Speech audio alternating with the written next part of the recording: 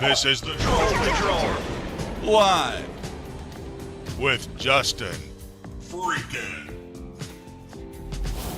Welcome to the Troll Patrol Live. It's a freaking Sunday. Big Ben, Textillion, Reverse Thread here with us live. Good to see you, my friend. I see you probably joined us live because you went to go watch the show the other night, and you're like, where the fuck is it? It's not on YouTube. And you're right, it wasn't on YouTube. We're back on YouTube tonight, though. We're on Facebook. Socialist Aunt, Warlord, Crix, Michael R. Hassler, welcome in. Bon Jovi died today? Oh, Bon Jovi. Oh, you're talking about my bandana. Bon Jovi Red. Bon Jovi Red, talking about the bandana. Bon Jovi alive. As well as, like, he said his voice was back, and he was 100% before a new tour. I just read that the other day. I know not a lot of you have Facebook accounts, but if you have Facebook, will you please do me a favor? Will you pull up the Justin FREAKIN Facebook page? I'm sorry, there's two of them. I got locked out of the first one I had. The one with way more followers, that's the one you want to go to. The one with like 5,500 followers, something like that. Go to that one that's posting shit like all goddamn day today. Oh, Socialist Dawn already changing my bandana color. What color you want it?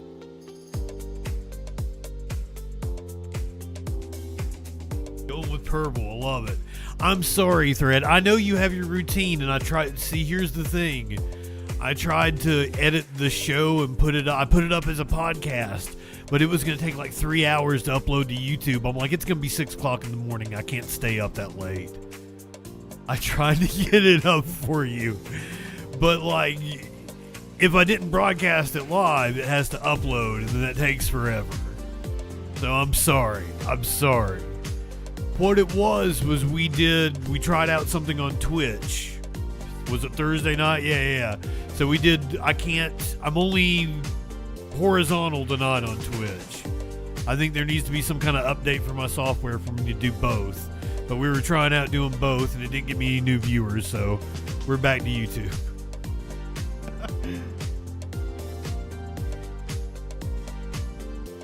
Buzzy Simba. But see, that's the thing, is because like I'll fucking listen to music or something, it'll take my VODs down. I try to remember to go and make sure the VODs publish on Twitch. So if you guys are on Facebook, please do me the favor, go to the Justin FREAKIN Facebook page. Has about 5,000 followers. Follow the page. Go through, like all the videos I've done today. If you see one you really like, share it out. I've published like a gazillion videos in the last day or two. Facebook has told me I get my monetization back as soon as I reach 300,000 views. And I probably got that today, but it has to be 300,000 views from my new videos since I hit go on that button. And the last couple days haven't been as fruitful for me as I do usually. So if you will just go and help those new videos take off, I would greatly appreciate it. I have a video. Yes, please spam my page. Comment, like, blah, blah, blah, whatever on Facebook. If you have it, if you don't, I understand. Nobody likes Facebook. It is your birthday and your 12th Father's Day. Well, light one up and tip one back for Reverse Thread. Oh.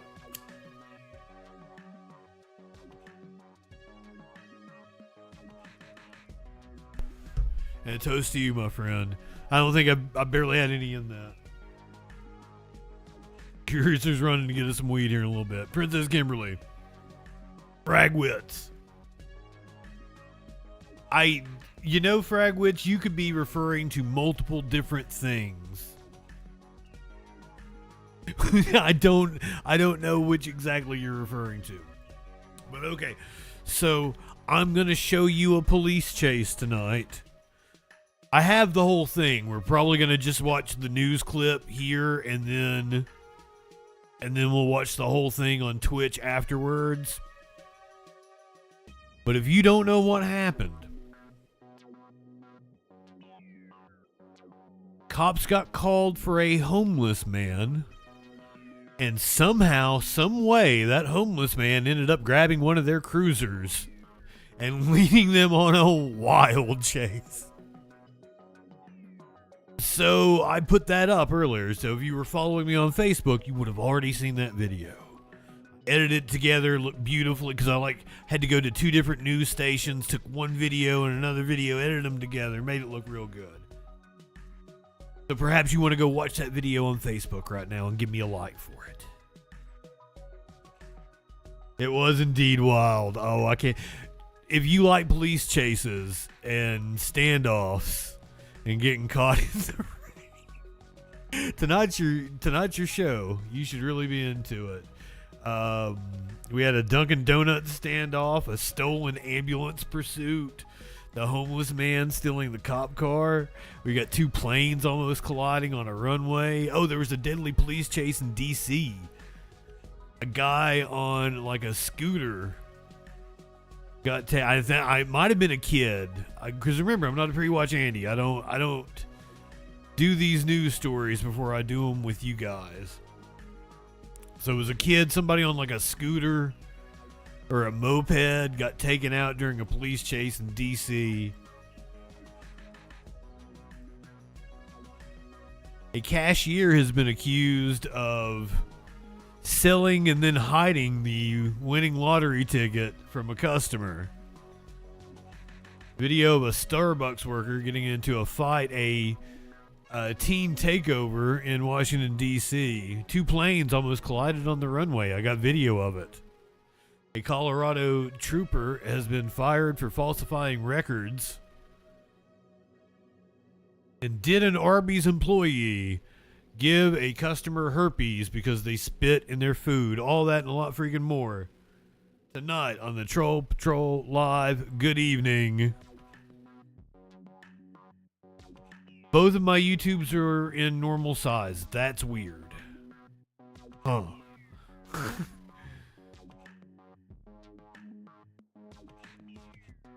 Interesting. Also, welcome in, Holiday. Good to see you, my friend. I'm amazed you still have a wifey, sir. I'm gonna be honest with you.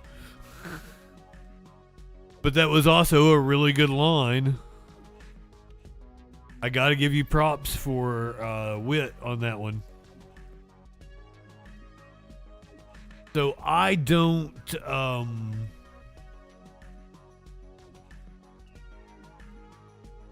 know where we're at in the current will they or won't they in terms of war with Iran. J.D. Vance declared peace earlier today. Trump says we're going to be bombing the shit out of them. I don't know where we stand at this moment, and it might have changed since this news. This was probably the 5 o'clock ABC news. It might have changed since then. The U.S. and Iran face-to-face in Switzerland. Vice President J.D. Vance is in Lucerne for high-stakes peace talks with the days-old ceasefire deal now on shaky ground. Iran says the Strait of Hormuz is closed, but the U.S. says it's open, and now the prospect of lasting peace in the Middle East hangs in the balance as key sticking points remain. We're in a bad spot when I trust the Iranians to be telling us the truth over the American government. And I think I believe the Iranians because I saw the video of the boat closing the strait. I can show it to you right now if you would like. They say the United States is saying the strait is open.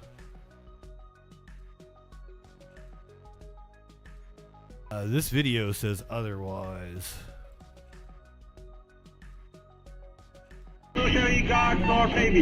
Attention all ships, attention all ships, attention all ships.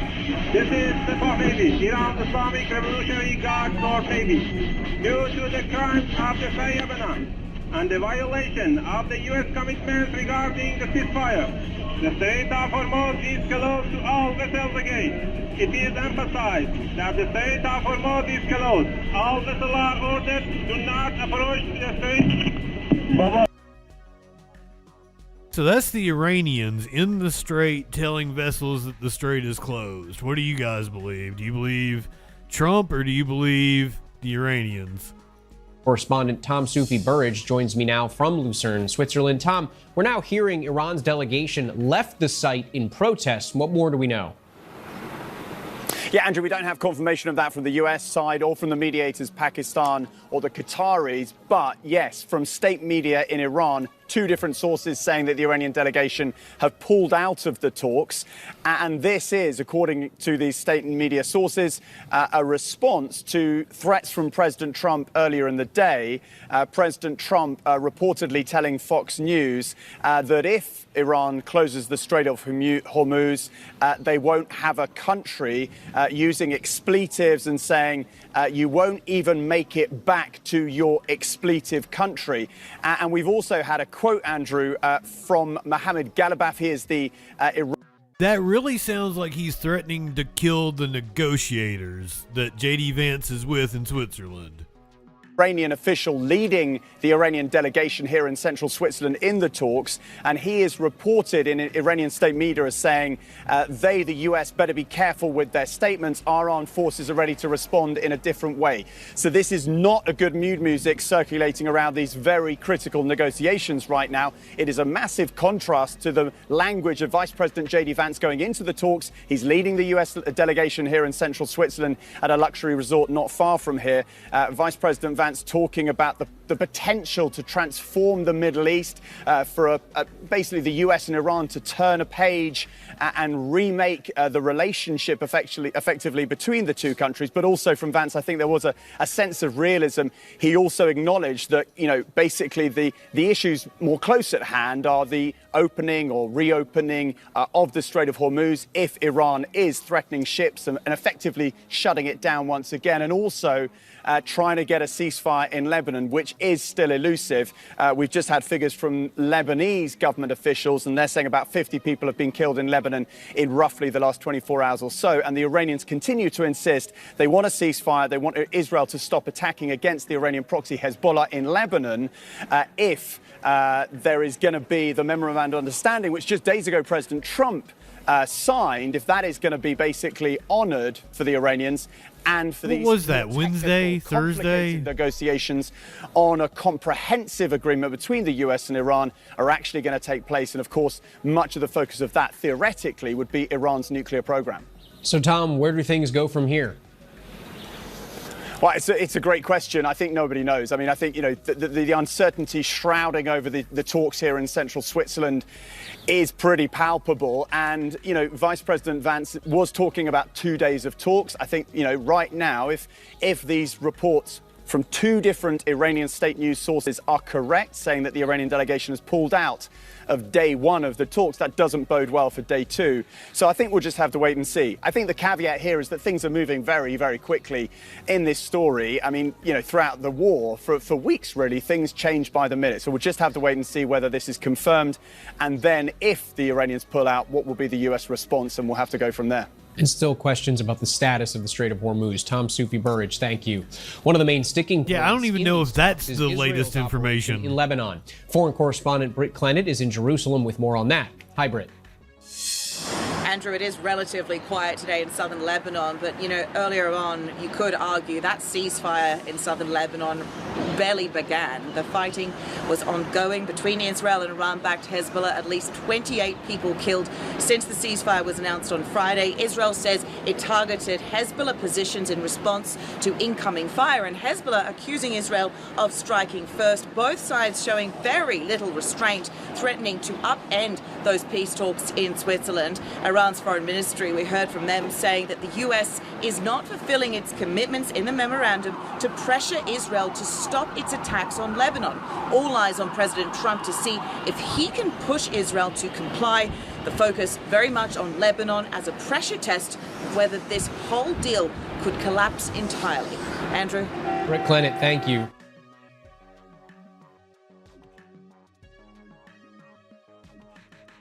Apparently Israel ramping up attacks on Gaza at the moment. 2 Palestinians killed. The IDF has accused them of throwing Molotov cocktails.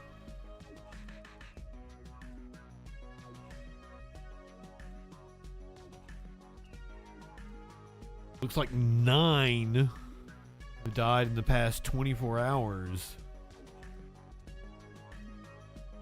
Israel also ramping up its efforts in Lebanon. This is reporting from Al Jazeera about an hour ago about what Iran could do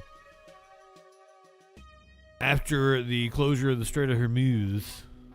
Just a few days after the official signing of a memorandum of understanding between Iran and the United States, Tehran announced that it closes the Strait of Hormuz once again. In a statement, Iran's Revolutionary Guards (IRGC) said ships and vessels should not approach the strait, or if they approach, they will jeopardize their safety and security. In another statement, Iran's joint military headquarters of Khatam al-Anbiya came out with 3 important messages. First, to Americans, saying that their lack of commitment pertaining to the Memorandum of Understanding with regards to the ceasefire across the region is the cause beyond the closure of the strait. Second, to the Israelis, and they asked the Israelis to stop their acts of aggression against the Lebanese territories and withdraw their forces from southern areas of Lebanon. Also, a third message, which is that of warning, saying that the closure of the strait is just first step, and in case of the continuation of the aggressions by the Israelis, there will be more steps ahead on the horizon to respond to these acts of aggression. All in all, we are dealing with a very intricate situation as Iranian delegation is in Switzerland for diplomatic engagement with the Americans, mediated by Qataris and Pakistanis. In this round of negotiations, we know that the 2 sides are going to discuss points of contention, including the situation here at the Strait of Hormuz and the naval blockade imposed by the Americans. But that doesn't stop there, as we know that Iranians are looking for security assurances to make sure that there is going to be no next round of confrontation on the horizon. Also, when it comes to war reparations, the frozen assets, primary and secondary sanctions, and other issues, Iranians are there with clear demands. And it would be dependent on the trajectory of diplomacy to make sure that all these demands are going to be met, or Iranians saying that they are ready for other scenarios, including more confrontations on the horizon. This is a very intricate situation, as floating as this boat, and we have to keep waiting to see whether diplomacy can resolve all these complexities. I was waiting to see if he'd make mention of the boat, and I wanted to ask you guys, do you feel it adds more to his reporting that he's sitting on a boat in the Strait of Hormuz? Like, did he really have to be on the boat floating back and forth like that? It was a little distracting. He could have been on the shoreline. It's cool that he's there. Did it add anything to it? It definitely adds to it. Okay. And he's like, as this boat. Gender fluid people, welcome in. Llama, good to see you. Good evening, everyone. Libertad. Friends. I honestly probably wouldn't want to be on a boat in the Strait of Hormuz. Knowing that there are mines that they haven't been able to find yet, or that the U.S. could do something stupid at any minute.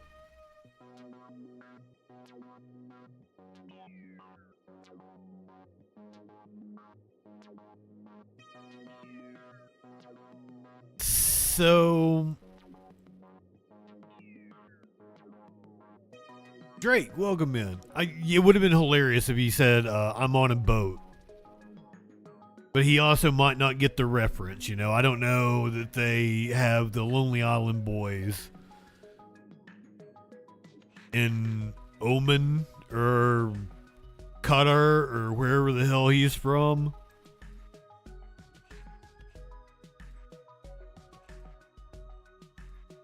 Because I would kind of assume he would be on, like, the Oman side of the strait.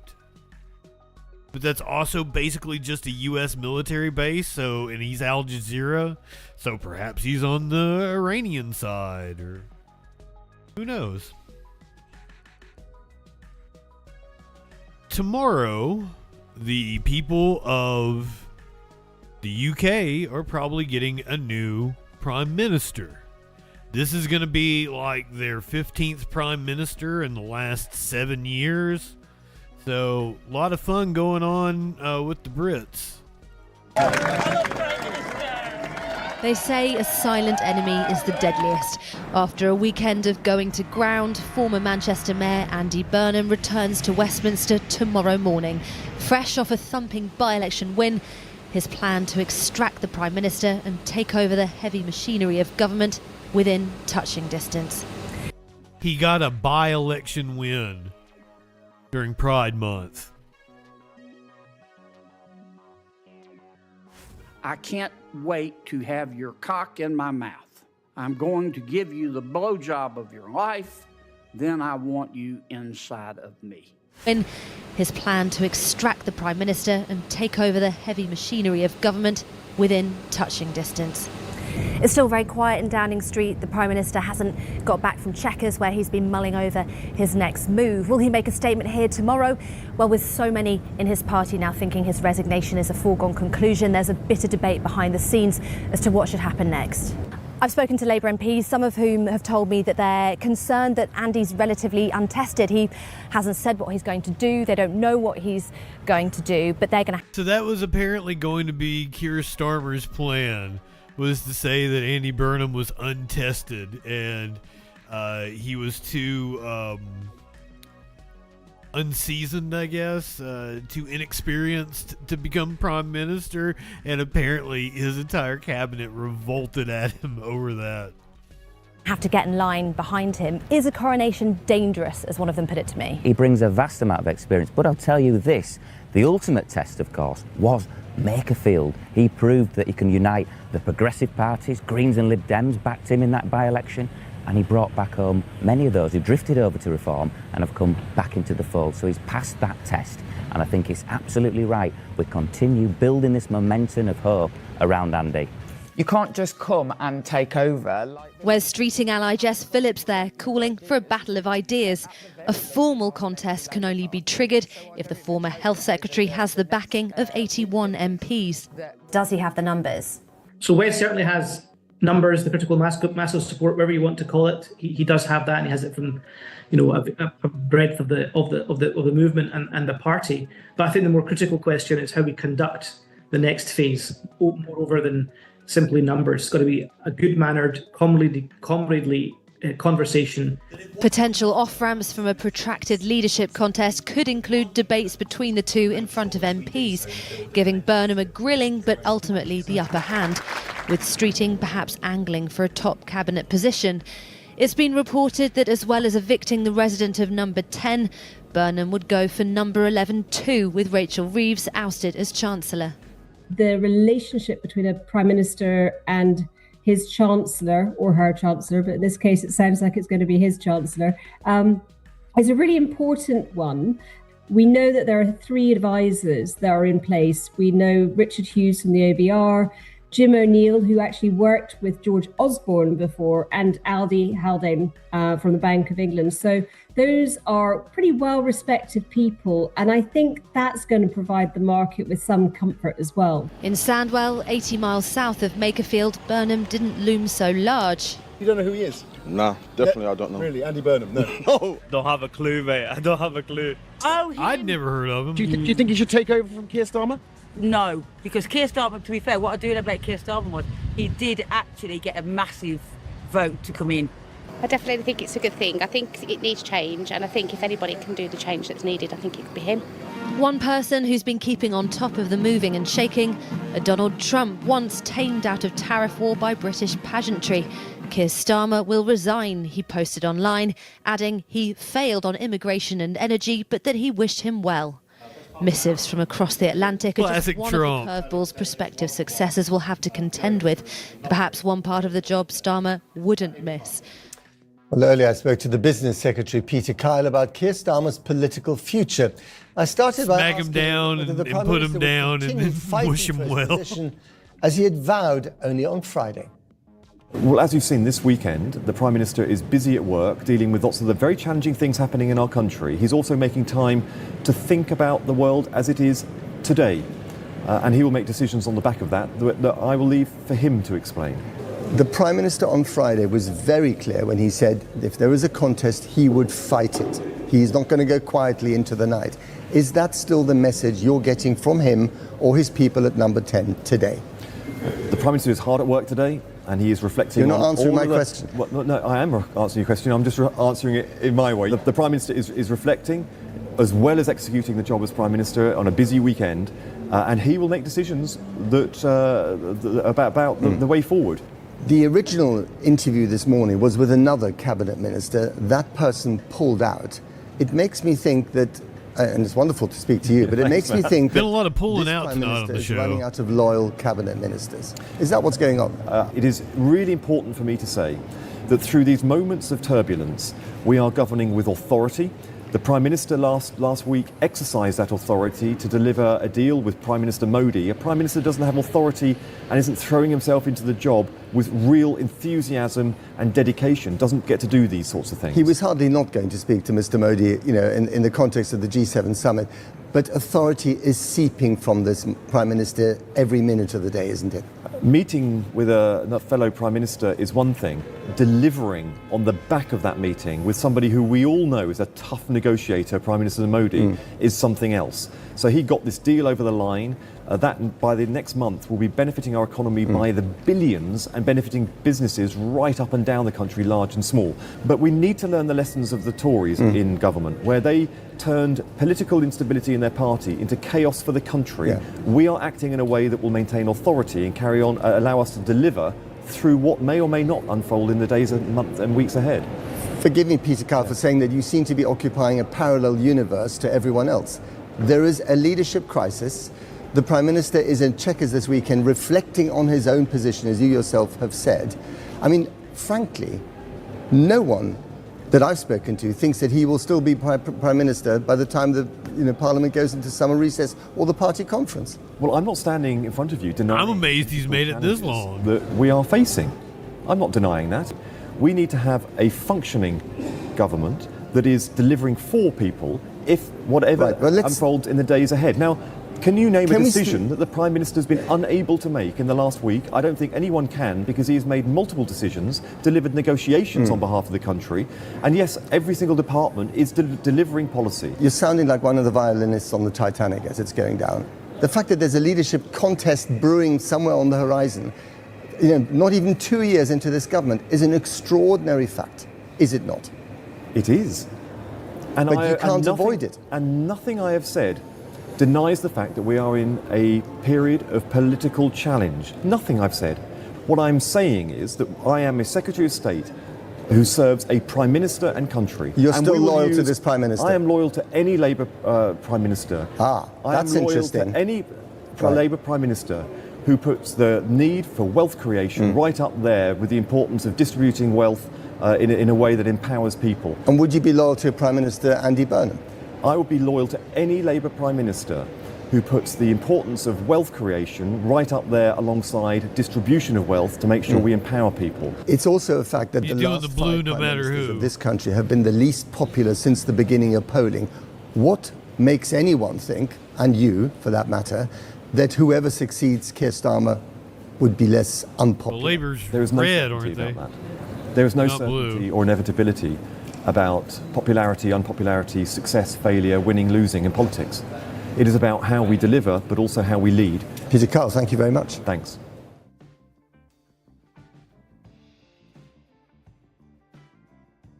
Blue being associated with the leftist party is actually like leftist party. Yeah. That's actually a very American thing, and it comes from our TV. I don't know the exact time frame. I was asked about this in the comment section.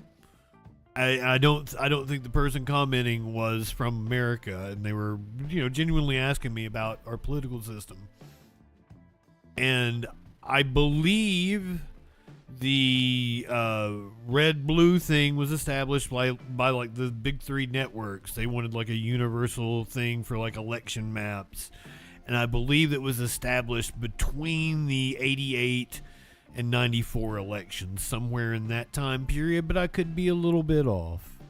It might have been a little later. I tried to do Google search of some photos from the 96, 94 election to see if I could get an idea, and there's not a lot. I'd probably have to go to some like archival footage or something, and I just didn't have that kind of time.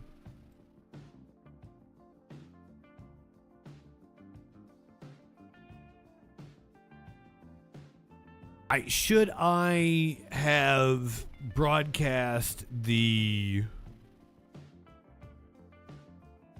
Obama ceremony? I almost did, but I had shit to do. But if you guys would have enjoyed that, I could have made that happen. Apparently, it was a pretty big whoop-de-doo. Bono was there.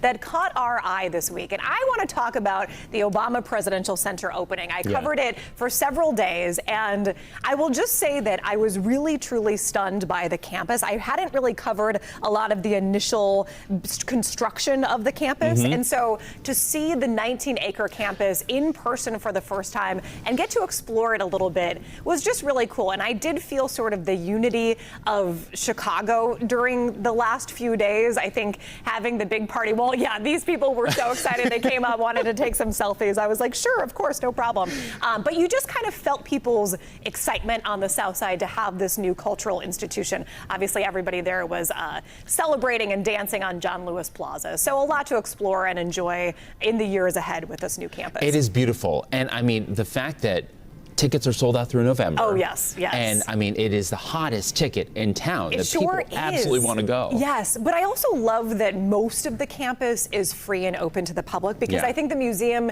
like you said, going to be a very hot ticket already is, but at least folks can still go and explore some of it before they actually get a ticket to the museum, because you're going to have to wait for that. Yeah, oh yeah, absolutely. But it's just so amazing, and you were there so much. I mean, she practically camped out there. I was. They were like, all right, Jackie, it's time to get out of here. Yeah, but it was kicked Jackie out. That, and just there was so much. You'll have to go home. You can't stay here. Vitality, I would say that. Thanks, really Obama. Was, just such a great event. Absolutely. What caught your eye, Carl? Well, what caught my eye was actually what caught my ear. Let's take a listen. Asian boy Carl.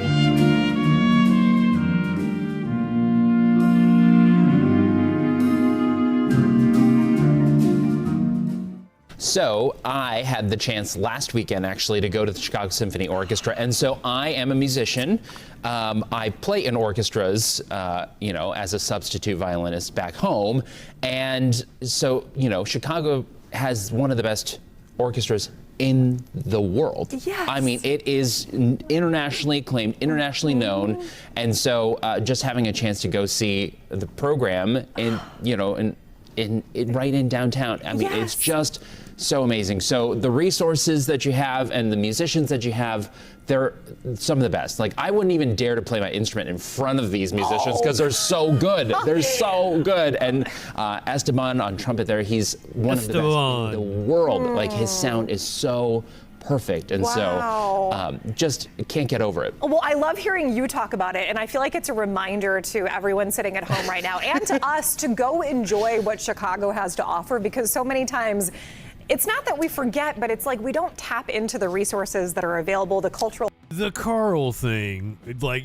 if you hear me say white boy Carl, it's a reference to the United States Shameless, by the way. That's why I called him Asian boy Carl. And that's kind of why it's funny. Carl is like an adult name, but it was the kid on Shameless.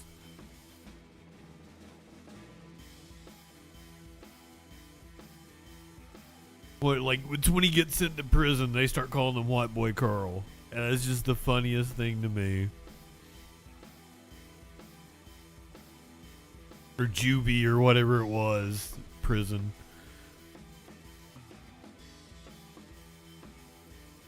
He had to do like a year in juvie or some shit. I don't know. It's been a long time since I've watched it. I don't exactly remember the plot.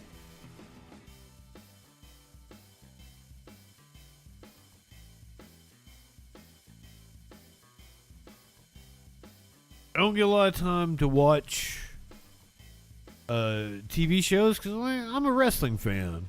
I watch a lot of wrestling. The former COO of World Wrestling Entertainment, Linda McMahon, is our current education secretary, and the Democrats are plotting to impeach her. This week, the Trump administration announced it would shift a tortured oversight of civil segue. rights and special education programs from the Education Department to other federal agencies as part of the administration's broader effort to dismantle the Department of Education. Education Secretary Linda McMahon is now facing a call for impeachment from one House Democrat who accuses McMahon of transferring Education Department programs illegally without congressional. There's Stephanie McMahon, Triple H, in tow. Approval. Joining us now is Democratic Congresswoman from Oregon and member of the House Education Committee, Representative Suzanne Bonamici. Thank you so much for your time, Congresswoman. Well, thank you, Lindsay. Thanks for having me on. Yesterday, of course, you announced your plans to introduce a resolution to impeach Secretary McMahon. What, in your estimation, makes this an impeachable offense? Well, what this education secretary and this administration are doing violates the law. The Department. She wasn't qualified to be there to begin with. Congress, only Congress could dismantle it.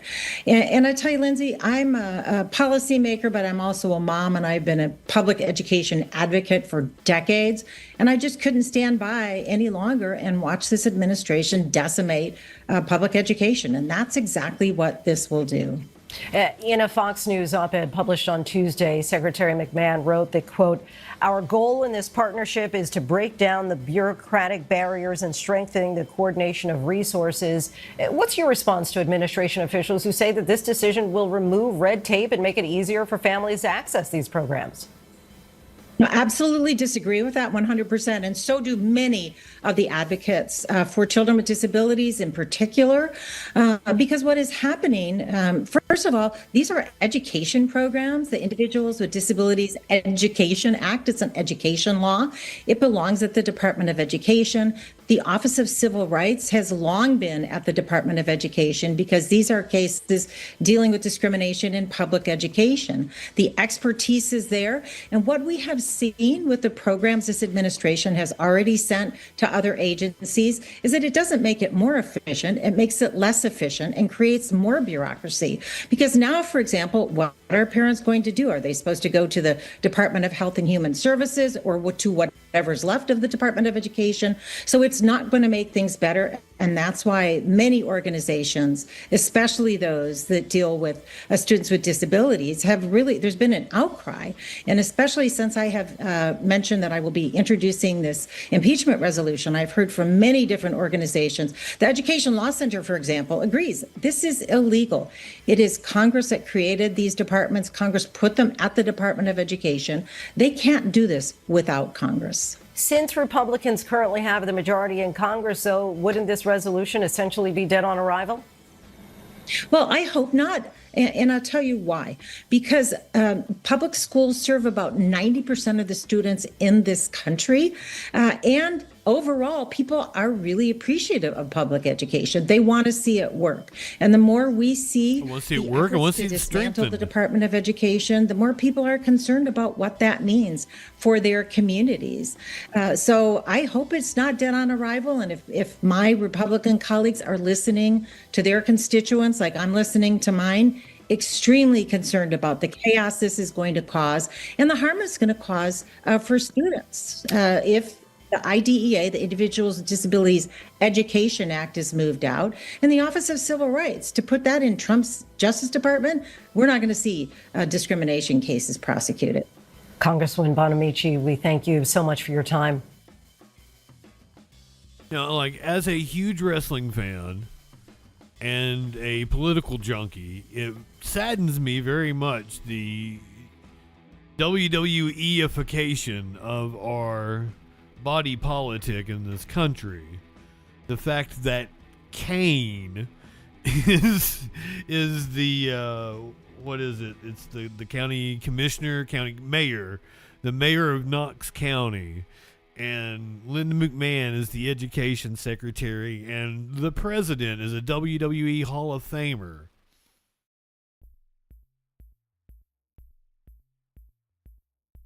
But hey, maybe I'm the problem because I thought it was awesome when Jesse Ventura won the governorship.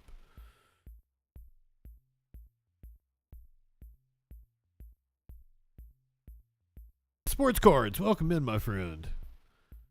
Hope you are well. Fire resist. Anybody else sneak in here on me? People, I think I told you good evening. Welcome in, friend. Why isn't the $1 Million Man the Secretary of the Treasury? Because he can't, even though the $1 Million Man was doing welfare fraud in Mississippi, he can't hold a candle to the kind of fucking shit Besant is the scams Besant is doing right now. That's why. Speaking of scams, let's talk about the Lincoln Memorial Reflecting Pool.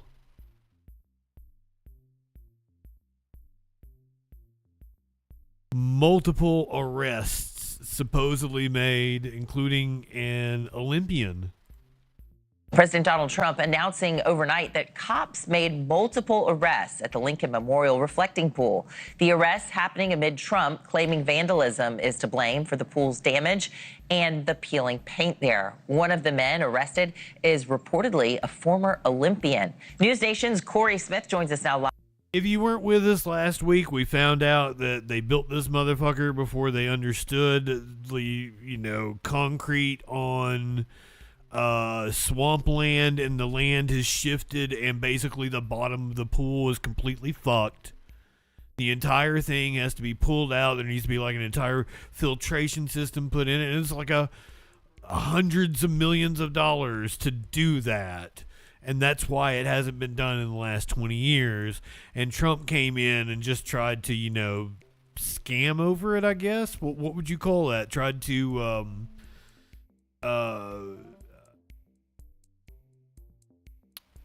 use the duct tape fix to cold bleed. Live from our nation's capital there in D.C. Corey, what more are we learning about these arrests? Yeah, we've been doing some digging this morning, and especially after the president posted about this a few times this week. And let's go back to Friday when video of the blue paint peeling began circulating online. The president said it was the result of vandalism, and he followed it up with this Truth Social post on Saturday, saying the United States Park Police have arrested multiple individuals for vandalizing our nation's magnificent... I don't know if this is true, but I saw someone say that hydrogen peroxide in very large quantities will indeed make your paint peel, and that makes perfect sense. I would assume it would. So they poured tens of thousands of gallons of hydrogen peroxide in there, so it's no wonder that the paint is peeling. They don't know what the fuck they're doing. Do you understand that? They don't know what the fuck they're doing. Do you understand that? Reflecting pool. Who would do such a thing? These are very serious crimes having to do with the destruction of national monuments. Years in jail. You did it. Immediately. You did it. Its repair. Now, News Nation has obtained video showing multiple people being detained on the mall and near the reflecting pool. I've spent this morning searching court records for any evidence of multiple arrests, but given Friday was a holiday and it's the weekend, nothing's been filed in D.C. Superior Court, so we can't say whether they were charged, and if they were... Okay. We got a new game to play here. Everybody in on this? Is that a mullet or not a mullet? We're playing mullet or not a mullet. Is that a mullet or not a mullet?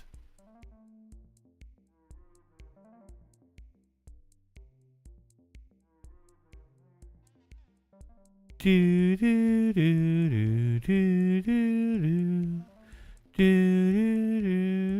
do. Is a mullet. I don't know. It could be a puffy pompadour. Fuzzy Simba says a wannabe mullet. on its way to a mullet. I think he looks cool. I don't know if it's a mullet. But given Friday was a holiday and it's the weekend, nothing's been filed in D.C. Superior Court, so we can't say whether they were charged and if they were charged. See, the bangs are pretty long. To me, a mullet, like, you've had to let the back grow longer than the front. Well, like, have the front cut, but it doesn't seem that that's the case. It's just kind of wafted back. What for? However, the AP is reporting a 67-year-old man from Bethesda was arrested Friday at the reflecting pool. You mentioned his name, David Hearn. He's a former Olympic canoe racer. He told the Associated Press he reached into the pool to examine a chunk of that blue coating that we've seen online that was peeling. He says someone working on the pool at the time told him to stop. Hearn then went on to tell the AP he was detained for nearly 5 hours by park police before being released Friday night. Now, of course, this has become a big story in Washington over the past arresting month. people Really, once for the pool touching was paint. painted with that American flag blue coating and then refilled. Green algae bloomed soon after, turning the water green. That was then followed by those social media posts, the videos documenting that the material, the blue paint, the sealant on the bottom has started to peel. We then saw crews get back into the pool trying to clean out that algae. We know that it was partially drained, but that does not stop people from coming by, literally sticking their hands into the water of the reflecting pool and grabbing some of that blue paint out. We know the Park Service is fighting this algae bloom with nanobubbler technology, hydrogen peroxide. We have seen some progress made, but look, algae is resilient. It's been around for billions of years, so it's tough. The president said that the pool will likely need to be drained for repairs to be made. Of course, the rush is on, Anna, to have this done in time for the big America 250 celebration and, of course, the 4th of July. We're going to keep digging, see if we can find any sort of official documentation of multiple arrests being made, as the president said there. We'll bring in an update next hour. But for now, we're back to you. Thank you for watching. Subscribe below and download our News Nation app right now on your phone, and you will get fact-based, unbiased news for all Shut Americans. up, Cuomo.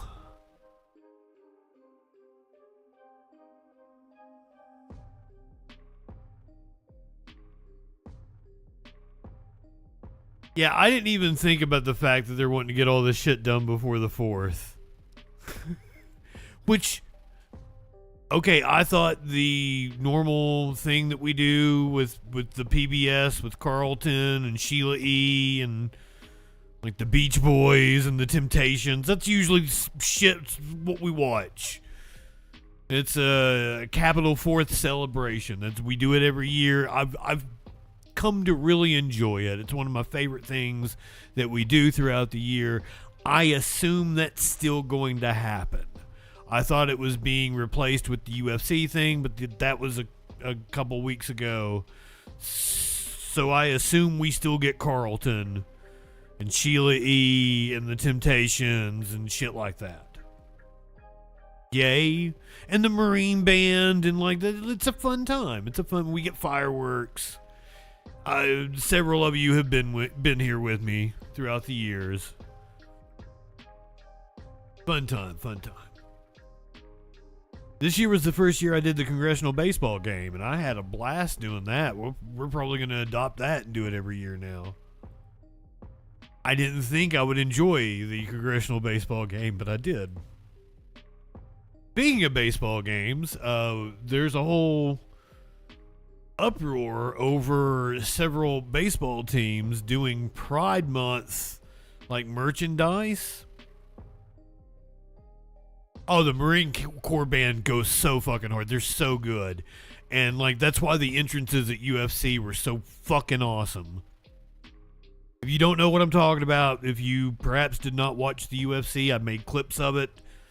Like the Marine Corps band was fucking excellent. You can go check out them doing Real American, the Hulk Hogan theme, or Ain't No Grave. I've got those up on the TikTok or the Facebook or whatever. And please go to my Facebook, like all the videos that I've done recently. Follow my page if you have Facebook. I've got clips of the congressional baseball game up. I called Joni Ernst and told her that while she made that error, she still looked good while she was at the congressional baseball game. But there's been an uproar over teams doing Pride Month at baseball games. I understand if you refuse to meta. I totally get it. But if you're on any of the meta platforms, Justin Freakin. If you're on any platform, Justin Freakin. I'm on Rumble and BitChute and Truth Social and Twitter, and Threads and Blue Sky and all that good shit. Instagram. If it's a platform, I'm there. Other than that Sonicgram thing that Holiday does, because I didn't understand that. Sir, you're in your house, so there is absolutely something wacky in your house.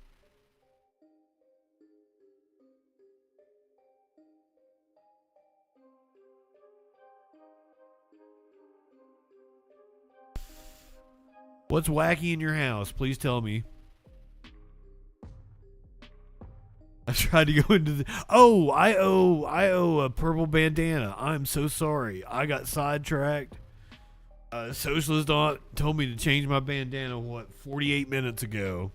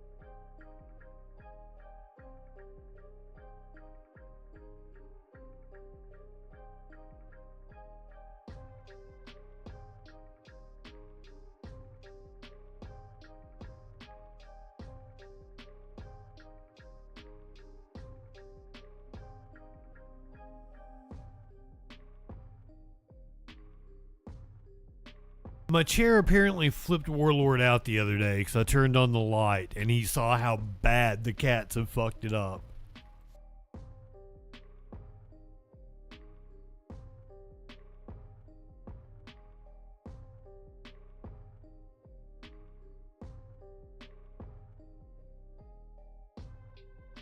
I do not believe I've ever seen pictures of your dog, so you should remedy that, motherfucker. I've seen your face, but I don't think I've seen any dog pictures. Well, I mean, technically. I don't know how to transition back to baseball. I tried to do the segue like 3 different times.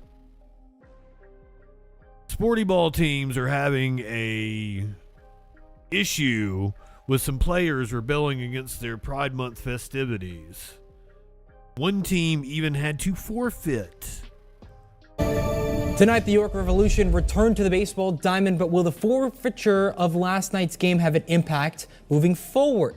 This week on Face the State, Jolie Smith took a closer look at the political ramifications with our political insiders. Take a look. Something that happened this week, York Revolution. For the first time I think it's ever happened, a game had to be forfeited because the players did not want to wear the Pride uniforms. We're looking at how this was handled, the fallout. It seemed like it was too many players that just suspend a few of them. What's your take on this and what it means moving forward for some other teams and other Pride nights? Well, I think this shows you why we need pride. And there's still so much prejudice in this world. This is why we need it, but also it doesn't bode well for tourism in York. LGBTQ spend a ton of money across Pennsylvania. There's been a ton of studies on it, and I don't think they're going to want to come spend their money in South Central PA now. Was this about bigotry? No, not at all. This is about individual freedom. These players did the right thing. I mean, forcing somebody to take a stand on other people's sexuality is about as silly as you can get. And this is where we've gotten to in this country. I don't want to have pride flags. I don't want to have heterosexual flags. I don't want to have any sexual flags on. You're not forced to do anything. Like, it's not I have no idea why my bandana's so fucked up. Like, the pride flag is just representing unity, motherfucker. Like, I don't personally like symbolism whatsoever. But, like, I kind of adopt the rainbow just because it makes people like you upset. My uniform, and I don't think these ball players did either. How do you think the team handled this? Because now you're in crisis. But, like, dude, look at it from the team's perspective. They're just creating new merchandise. They want to be able to. This is because, like, it's not any kind of social stance on the team's part. They want to sell hats, motherfucker. They want to sell jerseys. That's why, like, I'm not all up in arms about it, because it's a cynical ploy anyway. The corporate pride kind of pisses me off. But, like, that's the whole reason they're doing it. So it's no different than, you know, doing the Susan G. Komen during October, or doing any other kind of themed event that they make new merchandise for, man. It's just capitalism. Stop it. You know, mode and how you move forward. What do you think about their decision to cancel the game because of this and say the players didn't want to play? Well, sadly, we've had these forfeits before because of transgender stuff. I mean, this nonsense that we've gotten into in this country has forced ordinary athletes to give up the right to play. It's just plain wrong. You think more teams will do this now? Like, players feel emboldened? No, I think it was done so poorly and looks so badly for the York Revolution that I think most teams are going to put an end to it. Why does it look bad? Oh, I think it looks that terrible. the team had to forfeit? Yeah. No, why does it look bad that these players didn't want to wear somebody's pride flag on their uniform? Why is that bad? That's because they look like bigots. You're forcing young ball players to do something they didn't want to do that has nothing to do with the game. We're not forcing them to be gay.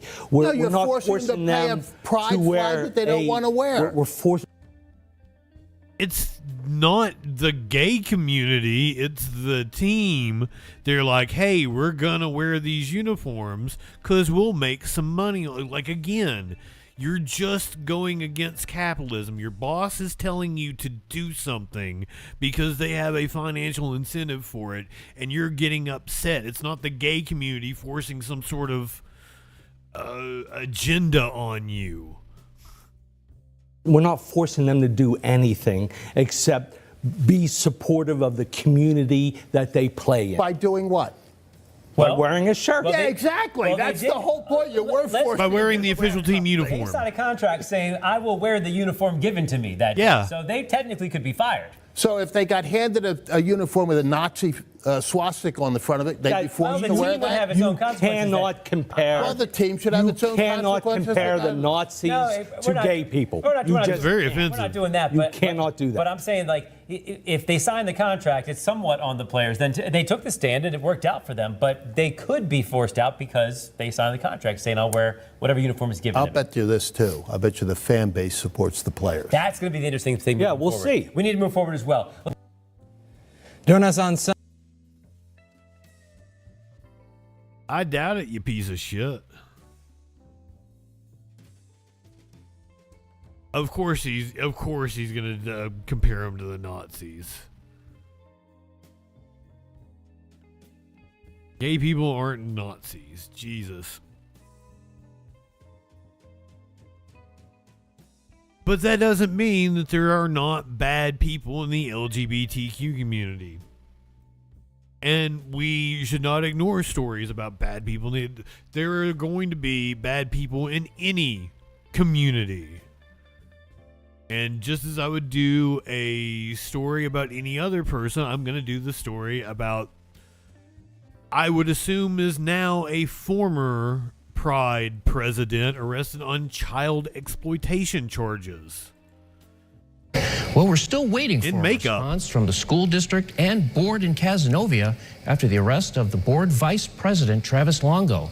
He's also the founder of Cazenovia Pride Fest. 46-year-old accused of a pattern of sexually explicit communications with a child under 12 years old. News Channel 9's Alexandra Dern says it's shocking to people who've known and worked alongside him for years. Travis Longo's arrest comes after a joint investigation into child exploitation. The 46-year-old faces 4 counts of endangering the welfare of a child, accused of sending sexually explicit messages to a child under 12 years old. I feel betrayed. This organization is because of the work that Travis did. Longo founded Cazenovia Pride Fest, which led to Cazenovia Pride. Nearly 6 years later, the organization disbanding in the wake of the news. It's a mission-driven decision. We serve the LGBTQ community, especially children. Longo co-owned a business in Cazenovia and performed as Anita Buffum, a well-known drag queen, considered among the first drag artists elected to office in the U.S. A dark cloud now looms over the potential impact of Longo's arrest on the LGBTQ plus community. Every person is able to make bad choices and bad decisions. We did not know that this was going to happen at all. And we are all blindsided by it. I think we all share the opinion that we will always believe the victim. So it's that simple. A message to those who are hurting. We see you, and this decision was made with you in mind. And I don't want any of this to steal anyone's joy this month. So let's keep moving forward. With hopes the community can celebrate love and acceptance. In Cazenovia, Alexandra Dern, News Channel 9. Now, investigators think there might be more victims who Longo may have contacted. If you have any information that could help, give state police a call. Their number, 315-366-6000. Download the WSY. Yeah, fuck that dude.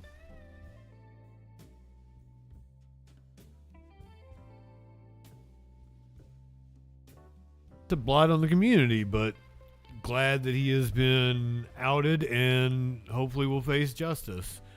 Now, oh yeah, like how many of those stories have I done on this show versus pastors and Republicans? It's not even close. Okay, Warlord. You know I'm content brained and making content for other platforms. This is Warlord's doggo.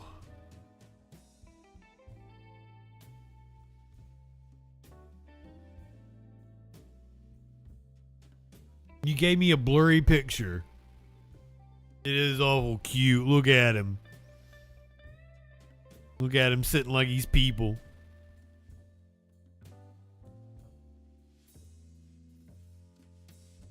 Love him.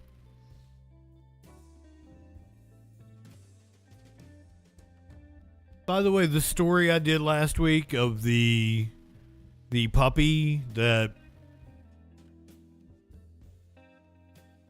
the LAPD did what cops do.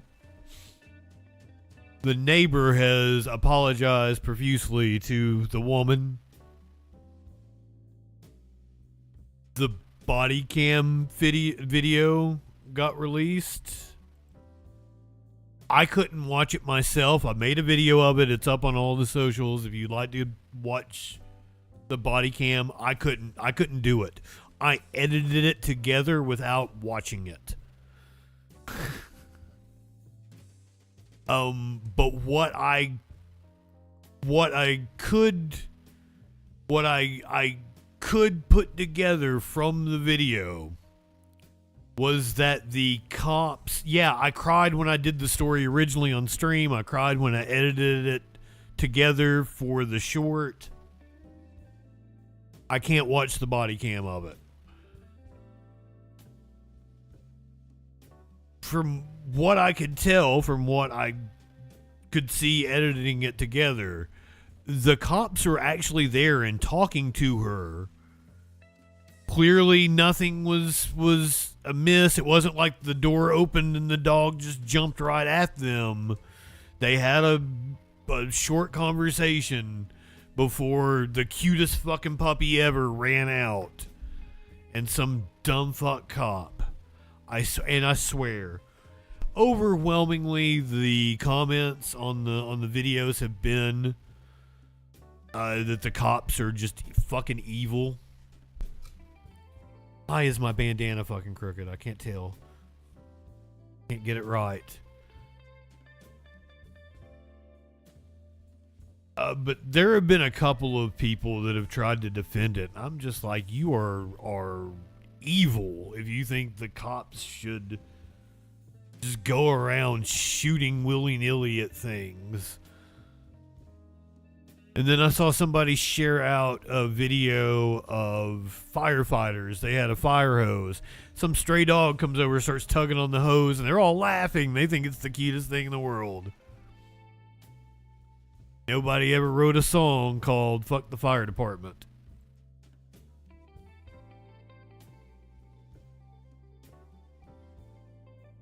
One of the hottest new bands in rock music is a band by the name of Goose. Goose played Madison Square Garden last night, and tragedy struck when somebody that was up in the nosebleeds apparently fell, and we now know has passed away. It's a deadly accident in Madison Square Garden last night after a concert goer took a fall from a balcony. The man is 51 years old, attending the Goose concert. Police say he fell, he was unresponsive, he was rushed to the hospital where he was pronounced dead. Now, police say the incident was not criminal in nature. Goose took to social media expressing their sympathy to everyone affected and to thank the emergency personnel and venue staff who jumped in and stepped in to help.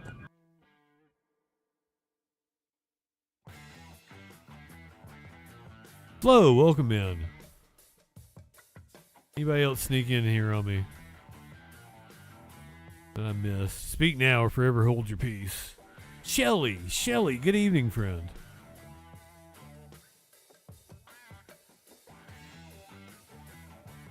Like they're Dave Grohl's favorite band. There's been a lot of speculation that they're industry plants. Couch Potato, welcome in, friend. Good to see you.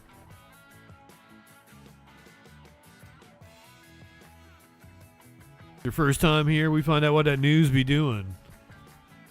We're currently in the crime section of the show, so content warning fuckers.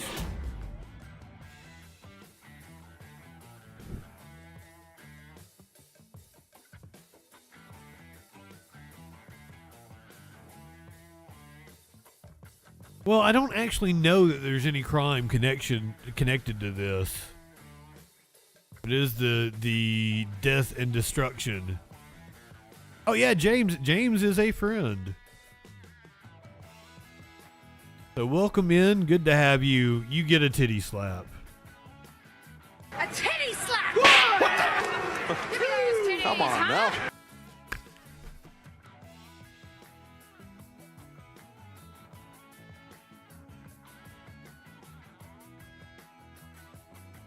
I tell you to light one up, tip one back, but I don't know that I have any. I might have some in my grinder. Here's who's going to get us some soon.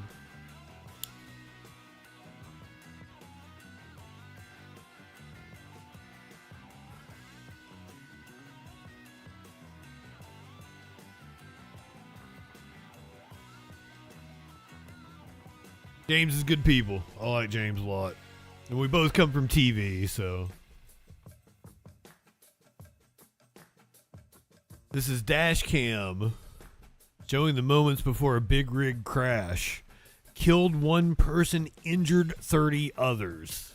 To Eyewitness News dash camera video we have obtained showing the beginning of a deadly semi crash on the 210 freeway this morning in Irwindale. That big rig veering off the right shoulder before then crossing through lanes of traffic over the center divider colliding with several vehicles on the other side. It wound up jackknifed across both sides of the freeway. Holy Video posted shit. to the Citizen app shows the aftermath. A 58-year-old woman was killed. More than 30 other people were injured, 10 of them hospitalized tonight, including 6 children. The freeway has since reopened. I think this is Friday. Under investigation.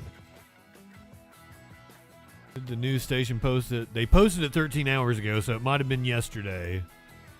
Jesus. An exclusive Eyewitness News dash camera video we have obtained showing the beginning of a deadly semi crash on the 210 freeway this morning in Irwindale. That big rig veering off the right shoulder before then crossing through lanes of traffic over the center divider, colliding with several vehicles on the other side. It wound up jackknifed across both sides of the you've got to freeway. wonder if the driver is having some sort of shows the aftermath. medical A 58-year-old emergency. woman was killed. More than 30 other people were injured. 10 of them hospitalized Because it tonight, just starts including veering 6 over. children. The freeway has since reopened and the crash is now under investigation. Could be some sort of mechanical failure as well, but like I would guess medical emergency.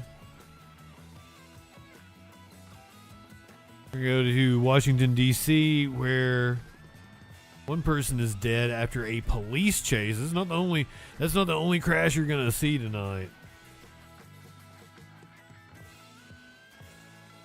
3 people arrested, 1 person dead after a deadly police chase in Washington, D.C.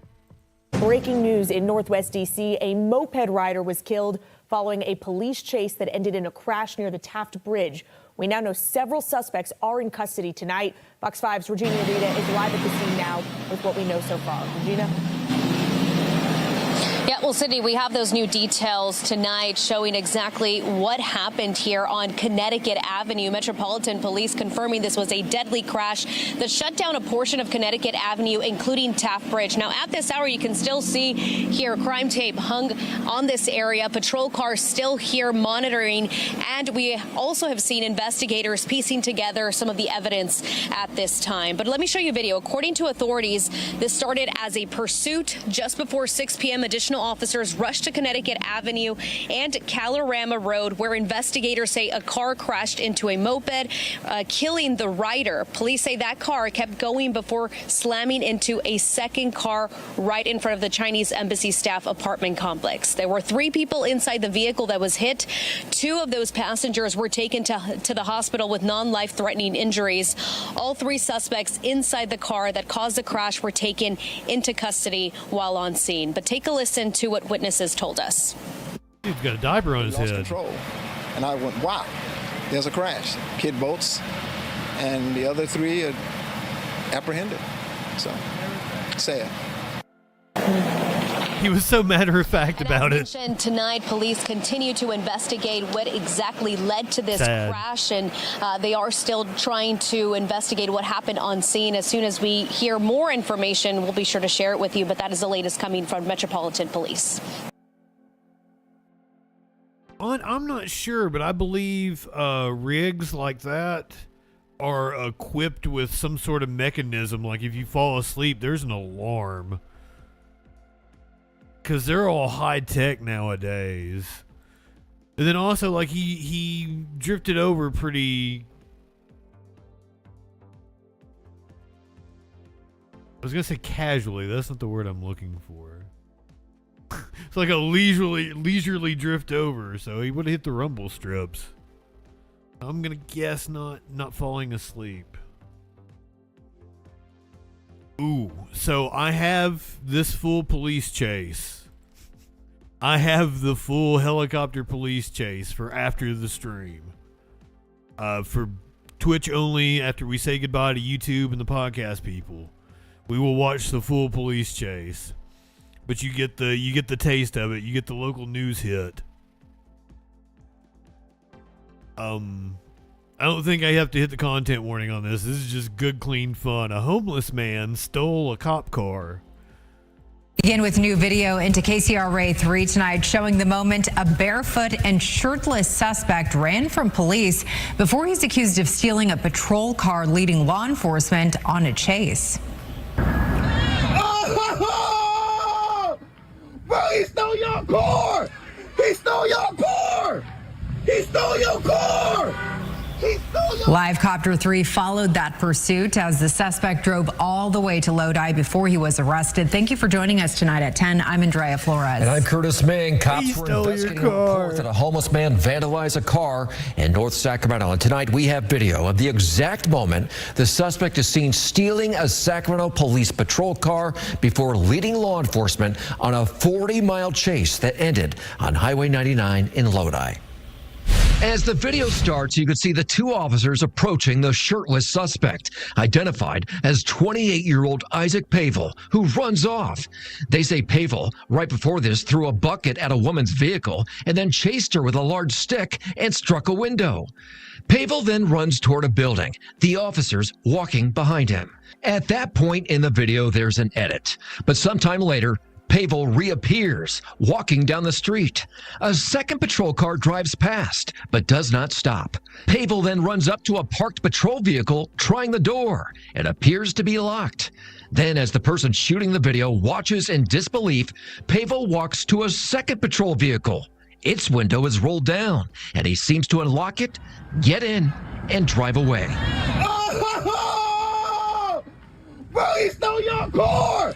You can see the officers running toward Pavel as he takes off down the street. They can't stop him. Seconds later, one of those officers takes off in a patrol vehicle, leaving the other standing in the median, watching them both drive away. As the video ends, the officer is seen walking down the sidewalk. Live copy. Oh my God, I didn't see that part on the other one. On the video I made, I didn't see the cop with his thumb up his ass. His partner just left him there.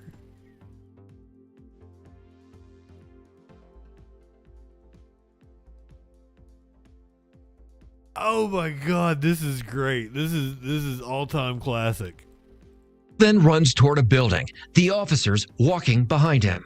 At that point in the video, there's an edit. But sometime later, Pavel reappears, walking down the street. A second patrol car drives past, but does not stop. Pavel then runs up to a parked patrol vehicle, trying the door. It appears to be locked. That man's got some cake, then, too. As the person shooting the video watches in disbelief, Pavel walks to a second patrol vehicle. Its window is rolled down, and he seems to unlock it, get in, and drive away. Police stole your car! You can see the officers running toward Pavel as he takes off down the street. They can't stop him. Seconds later, one of those officers takes off in a patrol vehicle, leaving the other standing in the median, watching them both drive away. As the video ends, the officer is seen walking down the sidewalk. Live Copter 3 got over that chase in the Elk Grove area, and you can see a long line of squad cars heading down Highway 99 at Laguna Bond Road. The suspect in that stolen Sac PD SUV is seen trying to drive on the shoulder, kicking up dust there. The vehicle swerves in and out of traffic on the busy highway. The suspect starts slowing down. Turn your lights and sirens on. You see that right there. The CHP cruiser tried to pit maneuver on the patrol car, hitting the rear bumper. It damaged the SUV. Something flew off the vehicle, but the suspect kept going. Eventually, Pavel surrenders. You could see him. He is waving as that SUV slows down. He opens that door. The SUV, it's actually still rolling when he decides to hop out. And then this was his arrest. You could see him. He is wearing a blue shirt that evidently he put on at some point during that chase. Officers walked him back to another He got patrol his shirt car. from the patrol You can car. see there was quite the large response. But just how did a suspect steal a Sacramento police patrol car? I can answer that for you. I can answer that for you so simply. Cops are fucking stupid. That's the answer, bro. Cops are fucking stupid. It's a question the police department is now evaluating. Of course they are. Always looking to see how we can do things better, ways we can be safer, smarter, and so this is no different than any other major incident that we respond to. We're going to evaluate it, see what worked, what didn't work, and what we could do better moving forward. Well, we are learning the suspect does have a criminal history. Sac PD says he's on pre-trial probation for a DUI. They say Pavel is in the hospital right now, but he will be booked into the Sacramento County Jail on several felonies.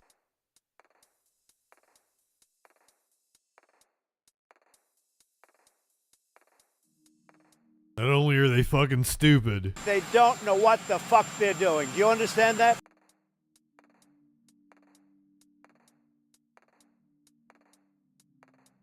from stolen police vehicle to stolen ambulance. This is coming to us from Bakersfield. That was Sacramento. We're going to Bakersfield now. More about that pursuit involving the stolen ambulance from Tulare County that entered Bakersfield today. We, of course, brought you this story as breaking news live at 5 o'clock on KBAK. Eyewitness News reporter Michelle Roldan was at the scene earlier and joins us now in the studio with the latest. Michelle. Michael, that pursuit started in Tulare County and ended more than 60 miles away right here in Bakersfield, ending in a crash and an arrest near Rosedale Highway. It was a first for this ambulance company in Tulare. We received a call to assist the Tulare County Sheriff's Department for a theft of an ambulance. Within Kern County, we monitored the pursuit, and then so we just got in tracking mode. A Lifestar ambulance was taken by a man as the company says paramedics had just dropped off a patient and were finishing paperwork. Luckily, the first responder who was in the back of the ambulance cleaning up was able to get out safely. The incident starting around almost had a 3 hostage p.m. in an Adventist Health Hospital parking lot in Tulare County. Authorities say the driver got onto the southbound lanes of Highway 99, moving through traffic at high speed. I want to try John's Incredible Pizza. He's out here bragging about how incredible his pizza is. I want to be the judge of that. Where's Winch at? She's probably been to Bakersfield. She can tell me if John's Pizza is incredible. In Tulare County. Authorities say the driver got onto the southbound lanes of Highway 99, moving through traffic at high speeds of 100 miles per hour. CHP says officers looked for opportunities to safely stop the ambulance before it reached Drake, you ever make it over to Bakersfield? Position for a spike. We were unsuccessful. For some unknown reason, it lost a tire in the middle of the freeway. So I think that also helped it slow down, and I think subsequently he exited the freeway. Kern County Sheriff's Office helicopter Air 1 was able to get overhead during the pursuit. The driver eventually exited at Rosedale Highway off of Highway 99 and crashed into the center median in front of a Carl's Jr. At the scene, damage could be seen to a tree, while the ambulance's deployed airbags remained inside the vehicle. CHP officers say the driver, described only as a Hispanic man in his 30s, was taken into custody without further incident. He was taken into arrest for felony evading and the theft of the ambulance. The Tulare County SO responded and they took the suspect into custody. The Tulare County Sheriff's Office is handling the criminal investigation while the Bakersfield Police Department is investigating the crash. For our full coverage of this incident, you can visit bakersfieldnow.com. In studio, Michelle Roldan, Eyewitness News. I love how you're all shitting on Bakersfield.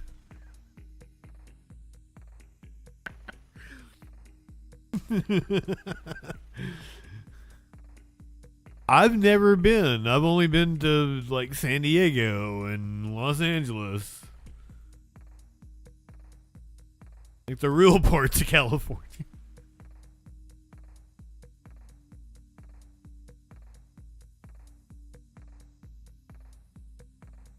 Bakersfield is full of hogs. I bet. My bandana is fucking with me. Hold on a second. I gotta redo it.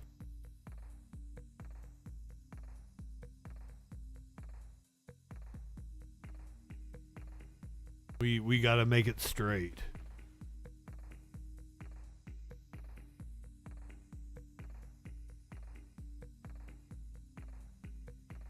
Upsetting me. I gotta make it straight here on Pride Month.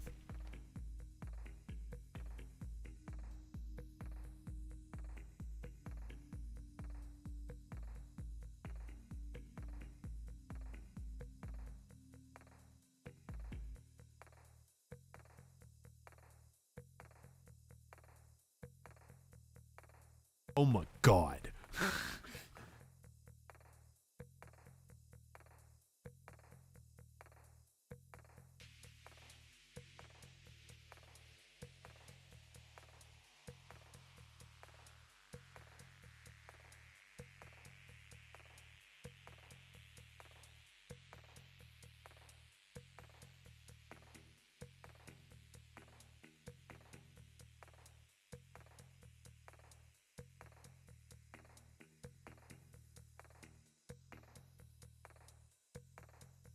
Why? I still feel like it's wrong.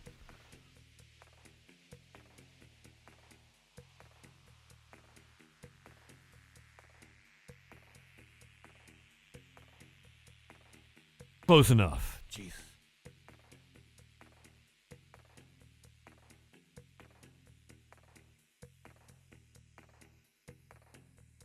Not high enough for this shit.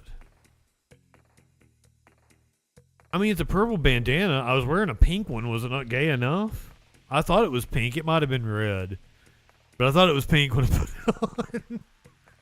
I can't wait to have your cock in my mouth. I'm going to give you the blowjob of your life. Then I want you inside of me.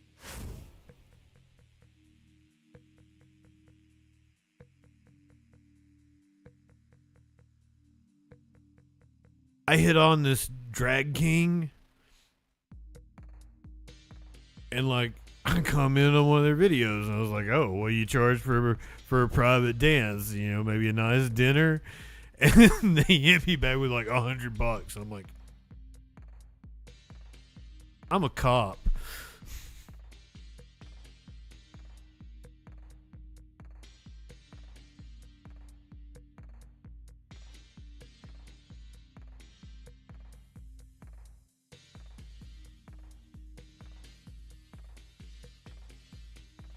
I think this happened in Florida. It sounds like a Florida story. A man was barricaded inside a restroom in a Dunkin' Donuts during a standoff with police. A man is in custody after a SWAT standoff inside of a Coweta County Dunkin' Donuts. Within the past 30 minutes, we learned the man had a gun and fired a shot. Thanks for joining us. I'm Wendy Corona. And I'm George Estevez, and tonight the commotion brought out around a couple hundred people to that scene. We first brought this to you as breaking news on Channel 2 Action News at 6. It all started along a busy stretch of Bowlesboro Drive in Noonan. Oh, Georgia. The man got to the Dunkin' Donuts in a stolen car. It's right next to the Noonan Pavilion. Channel 2's Aaron Rodgers has been out there since it started earlier today. Aaron, again, within the past 30 minutes, we found out so much, and the people inside that shop, when he got there, just ran out. They did, George. Thankfully, they all got out safely, but that is because he had a gun. And take a look at this hour now.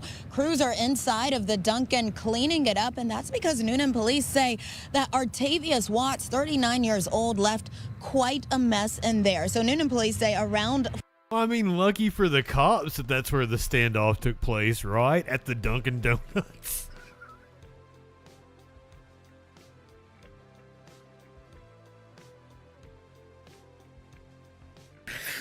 Oh.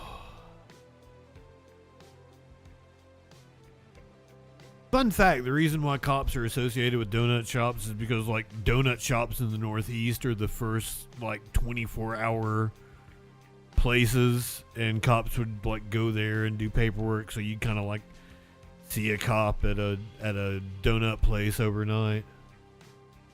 That's where the association came from. Oh, it's kind of like the whole, you know, watermelon racist thing, because, like, who doesn't fucking like watermelon? It's like, you know, cops aren't the only people that like fucking donuts. Have you had a donut before?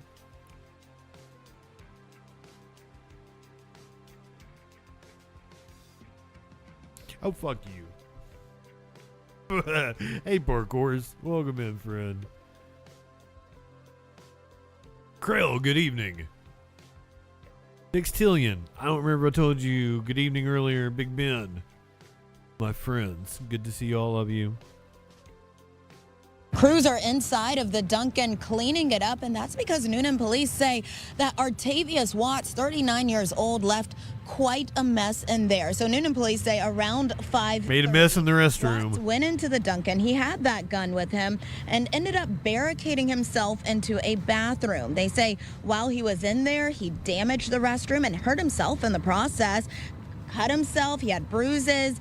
We did see a lot of people outside when we pulled up. I kept hearing the word. It's crazy to see this because there were so many police officers out here. Sheriff's office, the SWAT team was inside of the parking lot filling it up. Look at all you looky-loos. They just don't see this in Noonan and Coweta County. People who've lived here their whole lives say this was just a shock to see. Of course, everyone wanted a peaceful resolution, and that is what we had. Police officers were able to bring Watts out. He was loaded onto a stretcher. It was for one guy in a bathroom. He did have those injuries, so paramedics took him to the hospital. He is being treated, but we also spoke with a man who says he is Watts' brother-in-law. He says that Watts suffers from mental health issues, and we also spoke to a woman who was at this gas station just minutes before all of this happened. So I came here and got gas, and as I was getting out the car, I seen the dudes crawling on the ground and acting like he was like drawing something imaginary on the ground. So as usual, I look and just keep going, minding my business. Channel 2's Aaron Rodgers back live with us now at this point. Aaron, I know we have so much information now within the past 30 minutes. What do we know about charges at this point? So, George, Noonan police say he is going to be charged with aggravated assault and discharging a firearm in commission of a crime. They also say other charges. That's my graphic law. We still don't actually know. I'm under the no profanity. What he did. Aaron Rodgers live in Noonan. Thank you. And we are also hearing from people at a nearby business who saw this all happen. Employees at the Red Lobster next door were told by officers to move everyone in the restaurant to a safer location. At first, it was all doors locked, no one could leave. And then we proceeded, they asked us to move everybody from this side to this side. So we moved the entire restaurant from this side to this side, which was a little bit packed because we had a lot of people in there.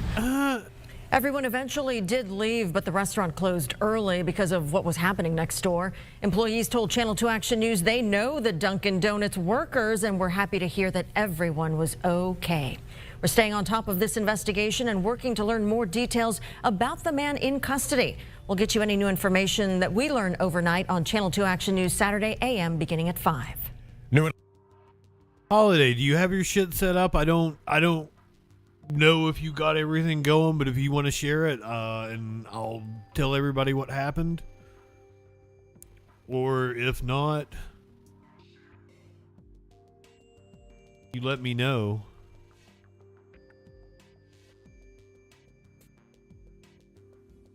Holiday had an issue with some storm damage. I'll leave it at that for the time being. If he wants to go into more detail. Okay, well, like fucking Twitter was messing up on me. Would you please download Discord and send it to me so I can read it?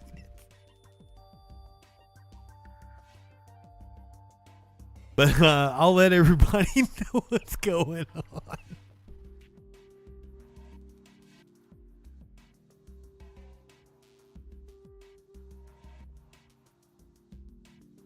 Cool, you'll send it on something I'm not going to see it on. Great.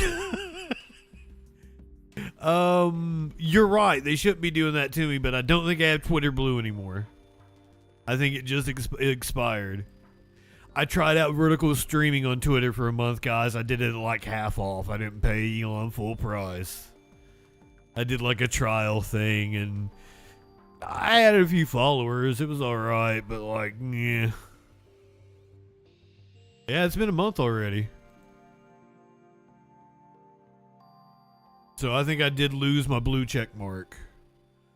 We're on Facebook tonight, and as I said, if any of you are on Facebook, I understand. If you're not, please go to the Justin FREAKIN Facebook page. The one with like 5,000 followers. There's two of them, but one hasn't been posted on for over a year because I got locked out because I've been banned from Facebook multiple times because, you know, big surprise, right? But I lost access to my actual page. I lost my monetization and shit. Ah, fuck. I cussed. I gotta reset the clock.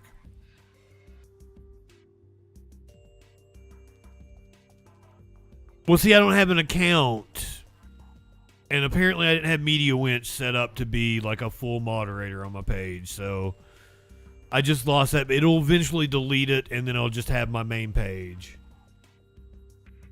Elon didn't steal my money. I mean, I feel like I got for $4 for a month. Because you have to pay to broadcast on Twitch, on Twitter. You have to pay to go live on Twitter. I feel like I got my $4 out of it. No, you're not. I know you're not. I know you better. Don't give me that.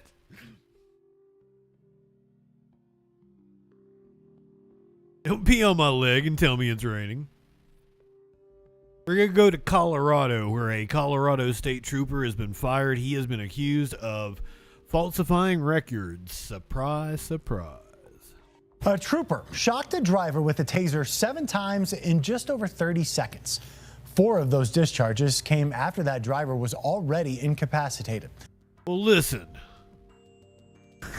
The headline kind of buried the lead on this story. He came right out and said it in the opening line, but I undersold this one, didn't I? A trooper shocked a driver with a taser 7 times in just over 30 seconds. 4 of those discharges came after that driver was already incapacitated. Colorado State Patrol sounds like attempted murder to me. Used excessive force, but that's not what got her fired. Your investigator Brian Moss joins me live on set tonight. And Brian, the State Patrol determined that trooper wasn't actually certified to carry, let alone use a taser in the first place. It's really unusual. The State Patrol is accusing their own trooper of falsifying her own taser records.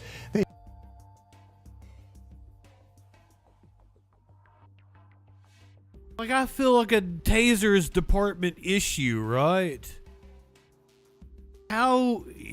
So you can legally carry a gun, but you can not be legal to carry a taser? Is that what I'm hearing? This is insane. AZ Duke over on the Facebook. Welcome in, friend. Good to have you. We are covering this story of a Colorado state trooper who has apparently falsified her records of being certified to use a taser, tased a suspect multiple times. They say she did that to make it appear she was authorized to carry and deploy the device. And deploy it she did. What began as a routine stop for Colorado State Trooper Amber Garcia How's it going, guys? How are you? would ultimately mark the beginning of the end of her career. I gotta keep my job, man. With the Colorado State Patrol. Do you have insurance on the car? Those were prophetic words. Had a driver stop for speeding on the shoulder of the highway when a passing SUV crossed over the white line separating the travel lane from the shoulder. Can you sign this while I go? Garcia immediately broke off the traffic stop. Thank you. And gave chase.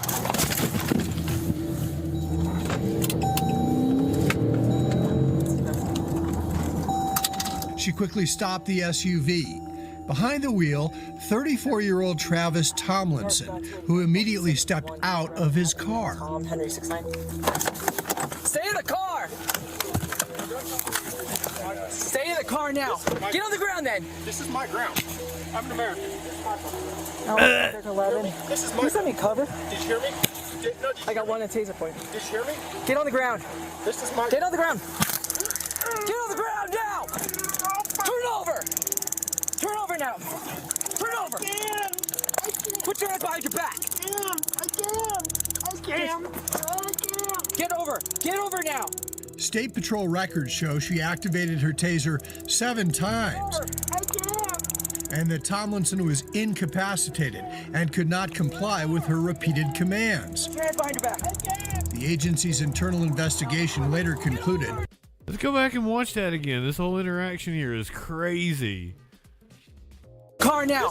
Get on the ground then! This is my ground. I'm an American. almost 5 Baker 11. This is Can you send me cover? Did you hear me? I got one at taser point. Did you hear me? Get on the ground. This is my. Get on the ground. Get on the ground now. Turn over. Turn over now. Turn over.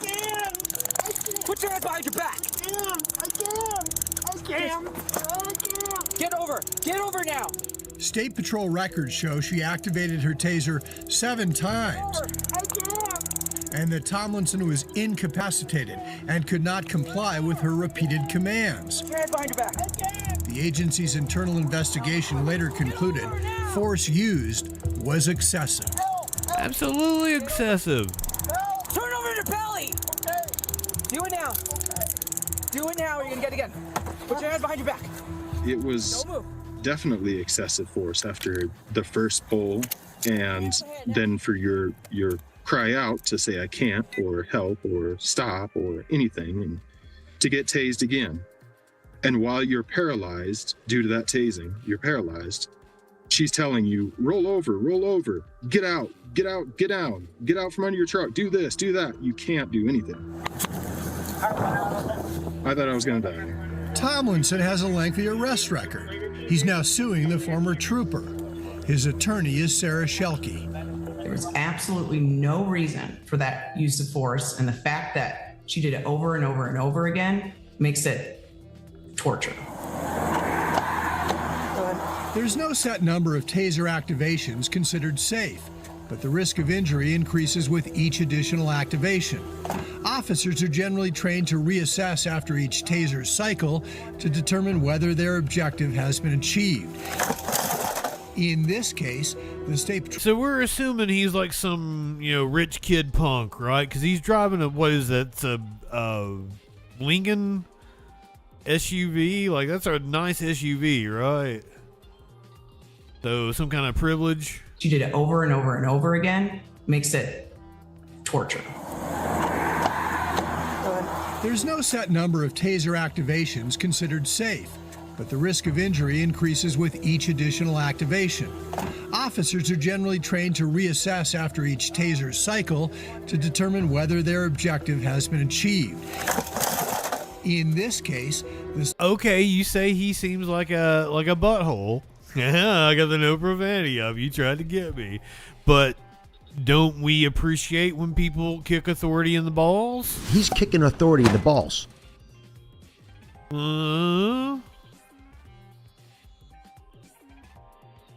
Safe, but the risk of injury increases with each additional activation. Officers are generally trained to reassess after each taser cycle to determine whether their objective has been achieved. In this case, the State Patrol found there was no reassessment. She just kept pulling the trigger. Investigators said Garcia acknowledged using excessive force and told them she was scared. When he went down, he hit his head too. During a medical checkup, another trooper offered this description to Tomlinson. The taser is almost like 1,000 baseball bats hitting you at the same time, and it's just going through your system. But the level of force was not the reason Garcia lost her job. After reviewing her training records, the State Patrol determined she had not completed required taser certification. Colorado State Patrol Major Brett Williams wrote, "It is my finding that Trooper Amber Garcia was not certified nor authorized to carry and use the EMDT weapon that was used against the motorist on May 4th, 2024. The agency accused Garcia of falsifying taser records, being dishonest, and they said she violated the core values of the organization. The case was referred to the local district attorney with the expectation criminal charges might follow. Did you see that he was incapacitated and couldn't follow her commands? I did. District Attorney Ann Kelly reviewed the video and consulted with other law enforcement professionals about what happened along this rural stretch of highway. Some of them said, yeah, I think that rises to the level of a criminal charge. Others told her it was not criminal. Kelly concluded she could not prove a criminal case to a jury. She said a policy violation is not necessarily a crime and declined to file charges. It's attempted murder. To believe that this individual meant to do her harm. And I believe her use of force was absolutely justified. Wow. Mr. Tomlinson should never have done what he did. Kelly also rejected the State Patrol's finding that Garcia had falsified training records. Do you agree with their assessment? No, absolutely not. Do I believe that she has credibility issues? I absolutely do not. Do I believe that she violated any criminal laws? I absolutely do not. Then came a twist nobody at the State Patrol was expecting. A year after the taser incident, Kelly hired Garcia to work as an investigator in her office. She has proven that she was the best candidate. They fucking. We're so lucky to have her. I have no reservation about the work that she's doing for us. Our community needs good law enforcement officers, and she's one of them. Amber Garcia's attorney declined to comment. The Colorado State Patrol declined to comment, citing the pending lawsuit filed by Travis Tomlinson. When I say I was fearful for my life, I mean that. Turn over now! Turn over! Put your hands behind your back! I thought I was going to die because I can't respond to what she's telling me to do. Travis Tomlinson was initially charged with obstruction of a peace officer and failure to yield to a police vehicle after that traffic stop. But the DA later dropped those charges. Since this taser incident, Tomlinson has been charged in a new unrelated case with felony assault, menacing, and false imprisonment. He's scheduled to go on trial in that case next month. And there's so many twists and turns to this story, Brian, and it's interesting to hear the DA talk about her process and why she... The DA and that cop are fucking. ...hire this same trooper who was fired by State Patrol. Yeah, Ann Kelly, the DA, she calls Amber Garcia, the former trooper, just fantastic. And she says that while they didn't know each other before all this, she said a previous police department gave Garcia a very strong reference, which was part of the reason that she hired her. And the taser certification between State Patrol and the DA is also quite the tryst here. Well, it really is. Ann Kelly's office ended up doing their own investigation, and they concluded that Garcia was properly certified to use a taser when all this happened. And they said she did not appear to make untruthful statements about her certification. So there's clearly a real gap, a rift now between the State Patrol and that local DA's office down in Saguache. Brian, great reporting as always. Thank you. I mean, I don't trust the fucking cops. And they fired her not because she improperly used the taser, but because she supposedly wasn't properly trained to use it. They thought the taser use was justified. Insane. Jesus Christ. They don't know what the fuck they're doing. Do you understand that?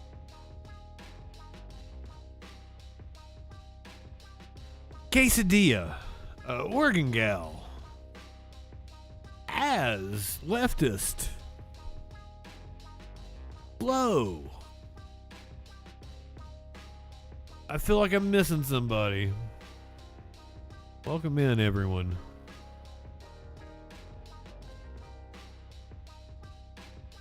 I don't trust the cops talking about another cop who's apparently fucking the DA. Okay, see, when he said it's my land, that's what I kind of thought at first, was that he might have been native and they were on a reservation and that the cop didn't have jurisdiction. That was, I was like, ooh, we're coming up on one of those, eh? But no, that doesn't appear to be what happened.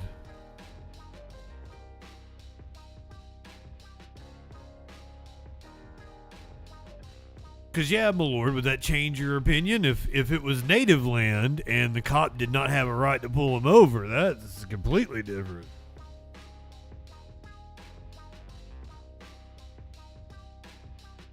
But that doesn't appear to be what happened, unfortunately. How many airplane incidents are we going to cover this year? 2 planes almost collided.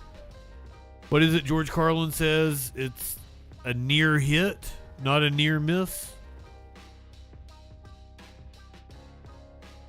Close call between 2 planes at Logan International Airport in Boston. Now to a close call that happened at Logan Airport today. A Delta Airlines flight was forced to perform a go-around this morning as it was coming into land. Take a listen to some of the communication between the pilots and air traffic controllers involved. Mark 3161, where you going? You cleared us for takeoff, 3161. And here's a live look at the airport right now. Officials say it was a Delta flight that was approaching a runway when it received a warning of nearby air traffic, but the quick-thinking pilots were able to climb back into the air and to later land the plane safely. All 129 passengers are safe. The FAA is now investigating what happened. We are getting way air traffic controllers are overworked and underfucked. There's not enough of them. We don't have near enough air traffic controllers. So many things wrong with our airline system. Dankness, welcome in. Light one up, tip one back. Curious to be back with some leafy vegetables for me here momentarily. I'm hitting my vape pen.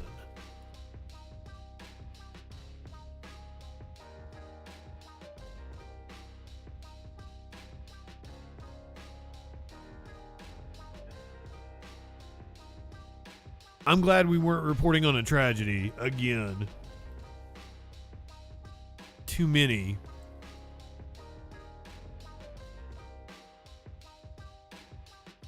Remember that dude that got sucked into the engine? That was wild. Apparently he was trying to off himself though. That wasn't a tragic accident. He was trying to do that. But man, all those people on that plane. Go to Fairfax, Virginia, very upscale neighborhood. And I'm sure the neighbors were upset because a teen takeover happened either Friday night or last night. Dozens of teens on motorbikes spotted disrupting traffic in Northern Virginia. Fairfax County Police responded to that crazy scene. Fox 5's Shamari Stone has the story from Tyson's Corner. Tonight, some drivers tell me that this was extremely dangerous. They say that the teens could have caused a serious accident, hurting other drivers or themselves. Let's take a look at the video.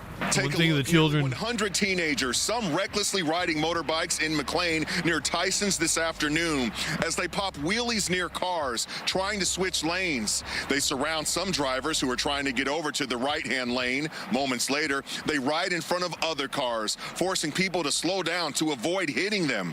The large group makes a right turn on the International Drive, riding on sidewalks near pedestrians as they approach Greensboro Drive around 2:30 this afternoon. Tonight, we spoke to a scared driver who saw the teens while her husband, a passenger, shot the video.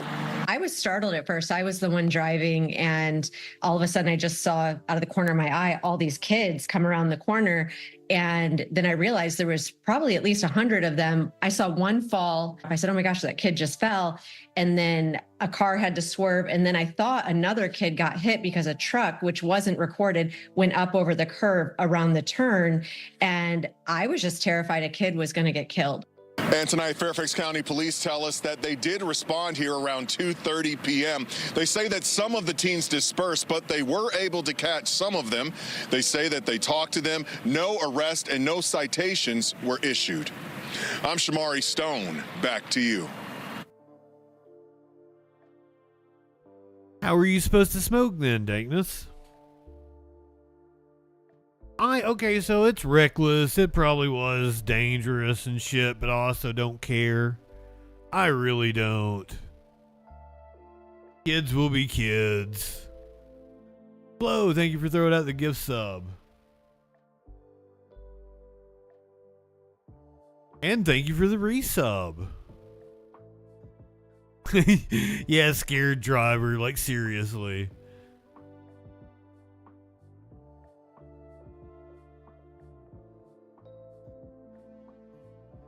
Are you Quesadilla? I feel like you're singing the lyrics to the new version of We Didn't Start the Fire. BLM, protest pig, response military, anti-mine, Bearcats, rubber bullets, and Gastine takeovers, no arrest. We didn't start. I'm sorry, I'm horrible. I'm not a good singer at all. Oh, you had to use oh shit, that sucked. Okay, so wasn't it really windy on the tarmacs? Because don't you have, like, not just, like, jet engines all the fucking time, but you've got, like, usually airports are in a place where wind is, like, free-flowing. There's not a lot of obstructions and shit. There's other, like, blowers and shit. It isn't like it's very windy on a tarmac.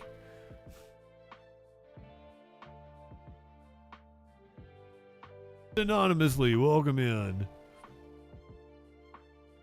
I can't sing. That's another thing. Like, so that's how I became a broadcast. Oh, I put my fucking. We got a hype train going on. It didn't do my graphic. What the shit?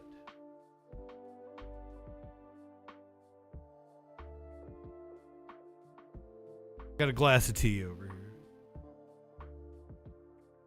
I grabbed my empty soda bottle. I forgot what I was going to say now. Oh, the train graphic came up. It didn't for me. I was let down. We got a hype train going on. I mean, quesadilla, it's fucking kids today. I would say they didn't have guns because it was DC and they're illegal and they're not very common. I know, yes, shooting still. It happens, but they're less likely to be carrying guns than other parts of the country, including like Texas.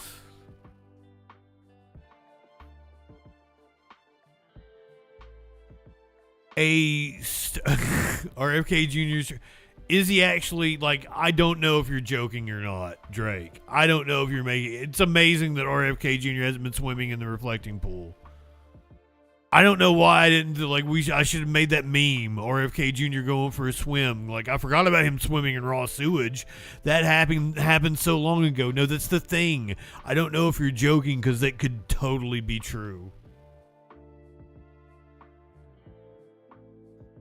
We watched him swim in raw sewage. That was a thing that happened, what? Before the election, or was that right after the election?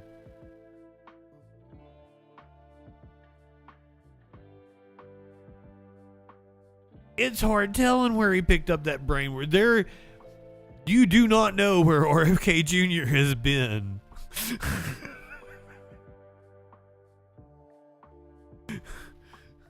Do not put him in your mouth.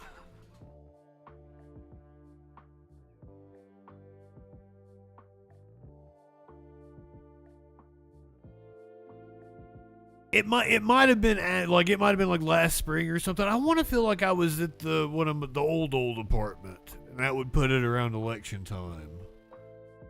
But I also have no sense of time, so it could have been this time last year.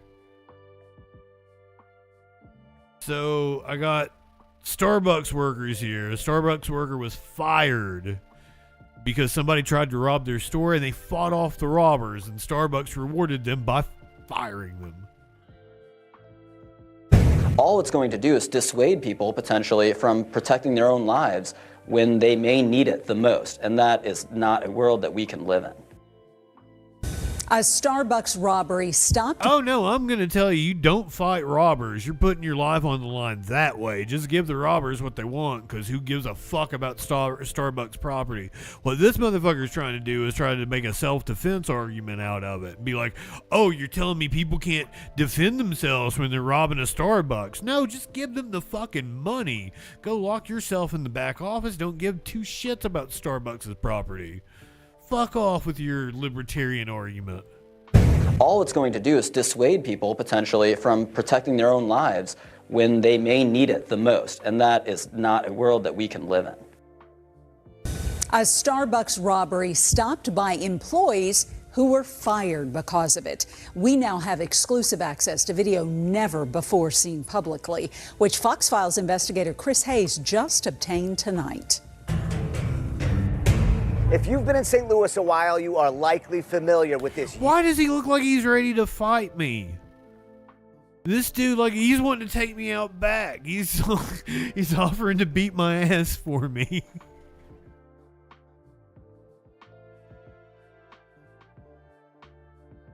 Like, cut to him, and he's all angry. He's like, you wanna do this? His name is Chris Hayes.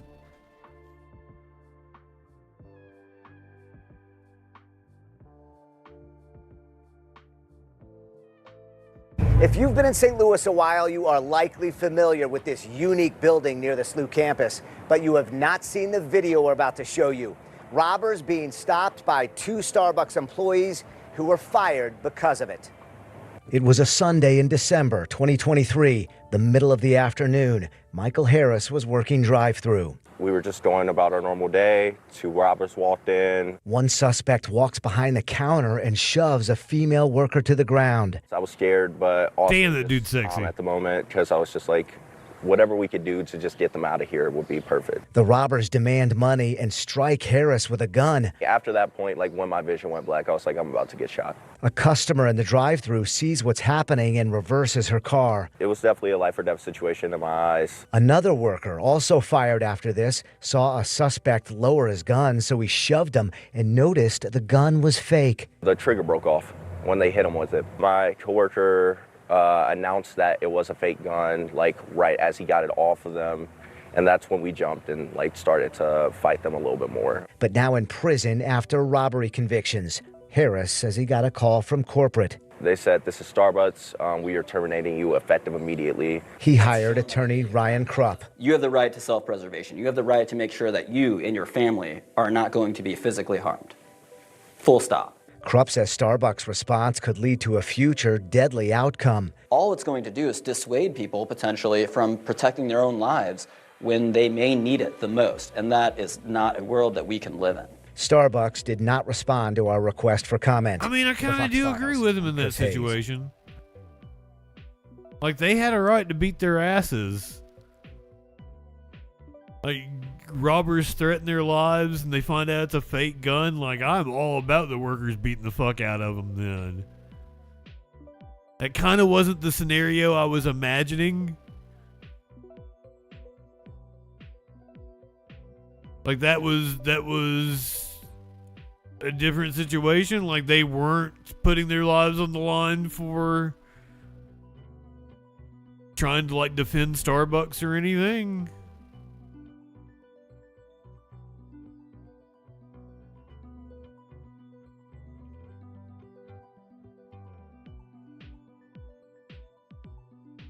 And also, like, damn, dude.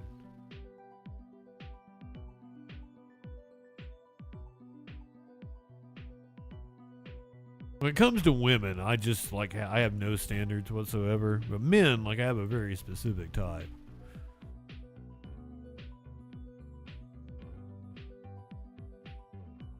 I would not imagine that this dude would spit in your drink. If you go to a store, and I wouldn't mind if he spit in my drink, to be honest with you. But, like, I don't think he's going to be spitting in your drink. You go to a Starbucks, he's going to take real good care of you. He seems like a stand-up dude. But now, Arby's, not the same. You go to Arby's, you may get the herpes.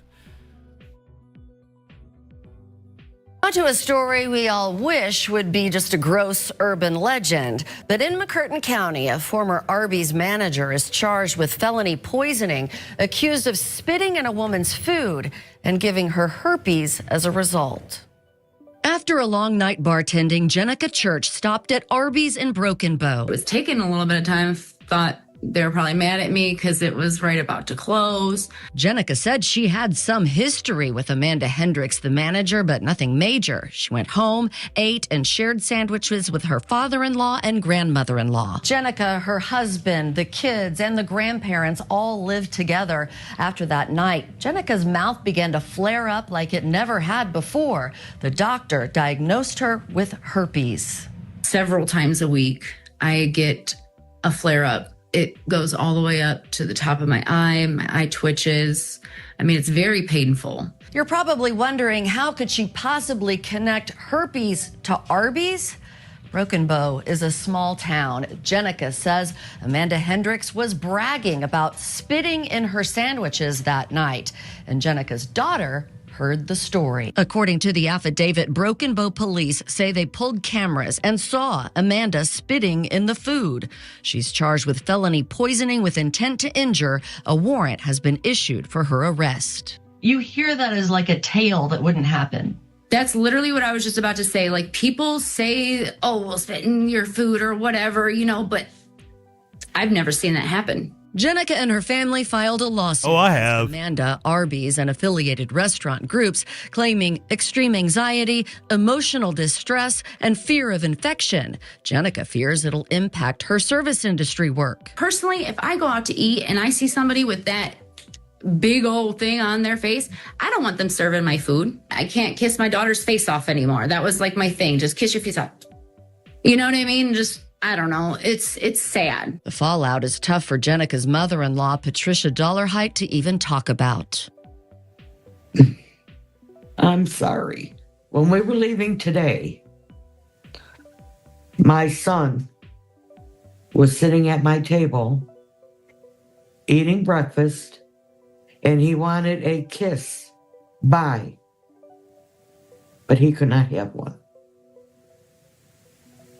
So you bet I'm angry. I see what it's doing to my grandchildren, to my son, to my husband. I don't want to kiss my husband. He ate the food. Because he hasn't had an outbreak doesn't mean he don't have it. The family attorney, Will Blocker, says he's floored that it appeared to be accepted behavior, as no other witness employees did anything. And they let it go all the way out the door to the point my client now has a communicable disease. That has to be culture deeper than just Arby's Broken Bow, Oklahoma. Maybe it's Flynn Restaurant Group and all 300 different kinds of stores they own. I don't know, but we're going to find out. So we reached out to Broken Bow Police about the footage, but it is a holiday, so we'll reach back out on Monday. We've also asked Arby's for comment and have not heard back yet.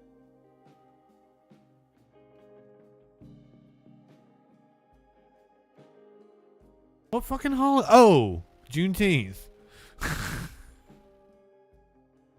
I was like, was this Memorial Day? What? I feel like this just happened. I just assumed going to Arby's gave you herpes anyway. I'm not a fast food person. I've done the news for way too long in my life. Don't really want to fly on airplanes. I don't really want to go out to eat. If I do, I want to go to a nice restaurant. Tip people really well. Be really nice to my serving staff. You know. That's...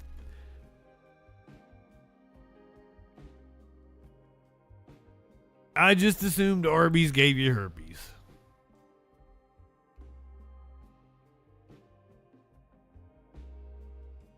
See, I ain't doing no to-go orders, cause I'm particular about food. If I can cook it better, and you guys know I love to cook, I ain't gonna go eat it. Like, that's why I have like a Taco Bell, like, rarely. And it's kind of a treat when I have it once every 6 months, once every year or something. I eat out very rarely. When I do, like, it tends to be a good local restaurant. Like, we went to that Greek place the other day and it was fucking amazing. I don't like doing to-go orders or delivery orders because, like, it's always cold by the time you get back. I want to enjoy my food. I want it nice and warm.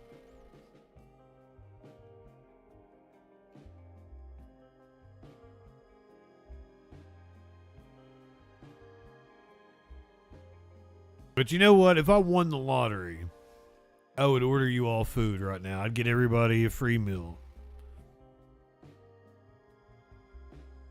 But perhaps a cashier might hide the winning lottery ticket from me that she sold me. A cashier arrested for allegedly stealing a receipt for a winning lottery ticket. I'm Troy Campbell in Volusia County, where the sheriff's office says that the victim... I apologize to anybody if this is your first time watching the show. Usually my segues are way smoother. I don't know what's up with me tonight. They've really been tortured getting there. I apologize. I don't know what the fuck I'm doing. They don't know what the fuck they're doing. Do you understand that? A cashier arrested for allegedly stealing a receipt for a winning lottery ticket. I'm Troy Campbell in Volusia County, where the sheriff's office says that the victim plays the same numbers every time before they finally won. But they say the cashier here tried to prevent him from cashing out his winnings. The Volusia Sheriff's Office arresting 40-year-old Tamika Hall on a felony charge of grand theft. Investigators say the victim, who's an elderly man, showed up. I'm sorry, it's usually derogatory to say this, but that totally is a nappy-headed hoe. I remember when Don Imus got fired for that, like 2005. But that's fitting. Investigators say the victim, who's an elderly man, showed up to the Justin. Walmart convenience center in DeLand on Sunday morning to claim a winning Florida lottery ticket for the amount of $2,700. That's when Hall, who was working as a cashier, provided him with instructions how to claim his winnings. But a few hours later, the victim realized Hall never handed him his receipt, which is required in order to claim the money.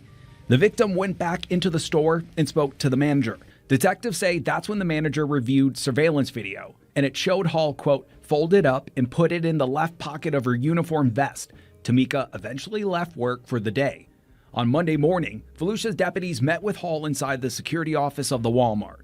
Investigators say Hall told them after she spoke with the victim, she got busy with another customer and quickly put the receipt in her pocket with the intention of giving it to her manager, which she never did. Deputies say they walked with Hall to her car, where they retrieved the receipt for the winning Florida lottery ticket before putting her in handcuffs. You need to protect that ticket. You don't want to lose track of that ticket. Oscar Acosta is the founder of LottoExpert.net. He says if you have a winning ticket, it's important to sign the back, take a photo, and of course, have your receipt. There is a level of trust. It requires a receipt, so then you can mail it in, or if it's a major prize, you're probably better off going in person. Acosta also says with the growing popularity of lotteries, there will also be more people looking to take advantage. People love lotteries. I don't know if it's more about the chase than, to be able to say, I won it. Do you guys play the lottery? But, they seek there is an opportunity. And quite frankly, it's changed people's lives. Now, Walmart did decline to comment on the... For the worst, by the way. Most people that win the lottery have tragic stories on the other side. Incident, but they do say Hall has since been terminated from her employment. In Volusia County, Troy Campbell, News 6. And yeah, most people are just pouring money into it and will never see any benefit, but the people that do win tend to have their lives ruined by it. I'm also sorry to anybody that thought that what I said was racist. I totally didn't mean it in a racist way. A nappy-headed hoe, I don't think that's racist. And she was pretty nappy-headed. But also, like, I'm edgy comedian, shock jock is what I've always been called. I'm not woke.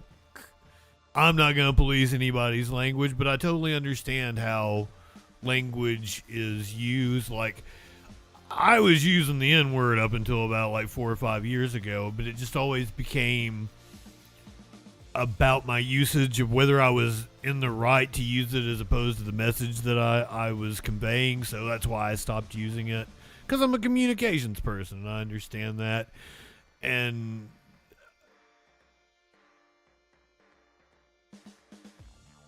I've said some horrible things, and I'm going to continue to say horrible things. I apologize in advance. I'm probably not going to stop doing it. The fact that I'm aware of it makes it worse, I guess, but I don't know. We're also having fun.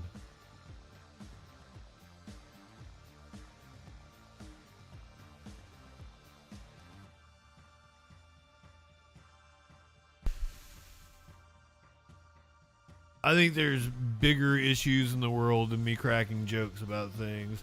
But I also understand how words are super powerful and they have an effect. I'm open to being won over to arguments for me to change my language.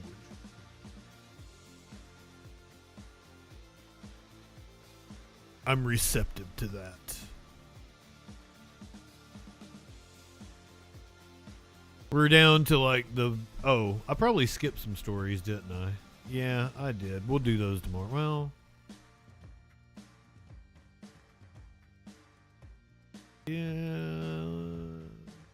yeah, let's do the Waymo stuff.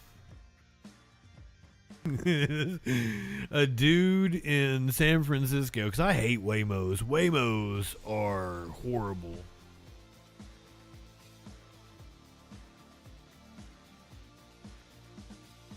And it's just like, I grew up on Eddie Murphy and Bill Hicks and George Carlin, and entered my teens and 20s with South Park, and like that's my thing. And I was the prime audience for Comedy Central and the edgy 90s comedy and shit.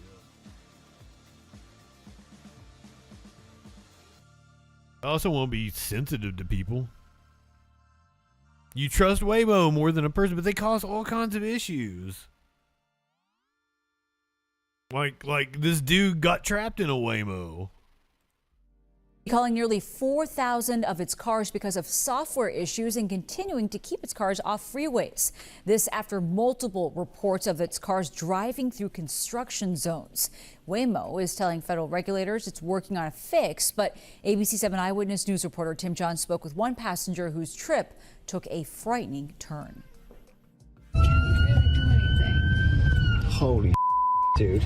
This was the moment San Francisco resident Elliot Slade's Waymo went haywire. Slade says he was about 5 minutes into a journey along Highway 101 when his Waymo came into a construction zone last month. He says while the car first tried merging into other lanes, it eventually drove into the construction zone itself before taking off. But there were signs, there were lights, there were cones, and it went through the cones. And then sped up straight away. To make matters even worse, Slade tells us a nearby highway patrol car began chasing after them after seeing what was going on. Shouting, "Stop Waymo, stop Waymo, stop Waymo." We're like, what the heck is going on? We don't know what's going on. Slade says the Waymo eventually left the construction zone and then took an exit off of the freeway into a residential neighborhood. Instances like these are what's led Waymo to recall the software for almost 4,000 cars, according to notices filed with the National Highway Traffic Safety Administration. Records show there were 7 cases on Bay Area roads just in one day last month. In a statement sent to ABC 7 Eyewitness News, Waymo says they've identified improvement areas for their cars in construction zones. They've also voluntarily restricted freeway access while they implement those improvements. A move supported by Slade, who says he and his fiancée even feared for their lives. In that moment, it's like, oh, this technology is not ready. This is 100% not ready. If something else had gone wrong, someone in that road might have got hit. We might have crashed in the car. Autonomous vehicle experts say while issues will happen with new technologies, there are steps companies like Waymo can take. That includes things like better sharing of data between cars and state organizations. Transportation agencies. Did that thing say PP on the top of it? They are actively feeding data into these data exchanges that connected vehicles. Slade took an Uber home that night and says he's only taken Waymo once since the incident. I don't want to use it again. I think it was a moment that even getting into it again was like kind of freaky. Bit of PTSD. A bit of PTSD, yes. In San Francisco, Tim Johns, ABC 7 Eyewitness News. I bet he's the kind of guy to pull out a guitar at a party.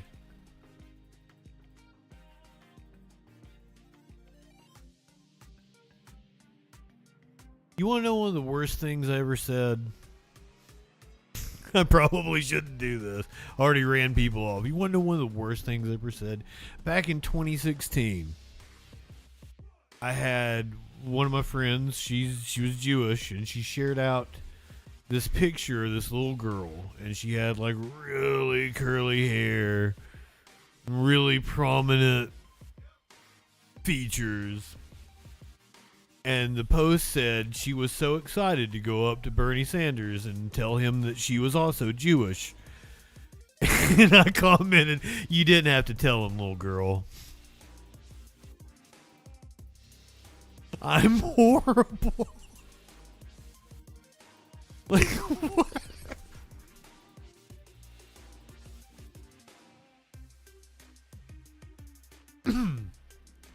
My friend got so mad at me.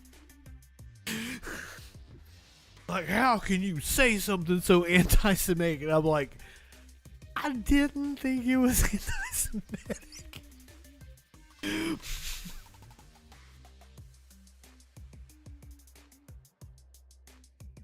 I'm sorry.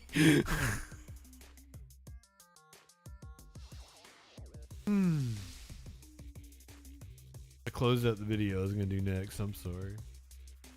I don't have it anymore. It's not here. God damn it.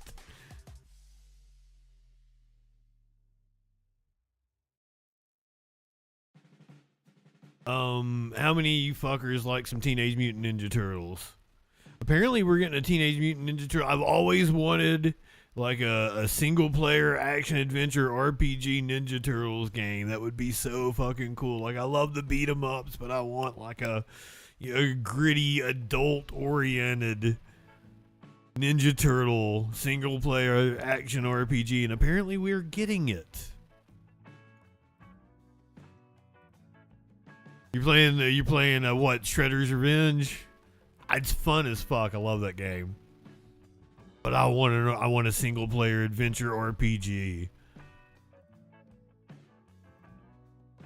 Well, I was thinking, like a Batman Arkham City kind of deal, or like a Spider-Man, in that vein.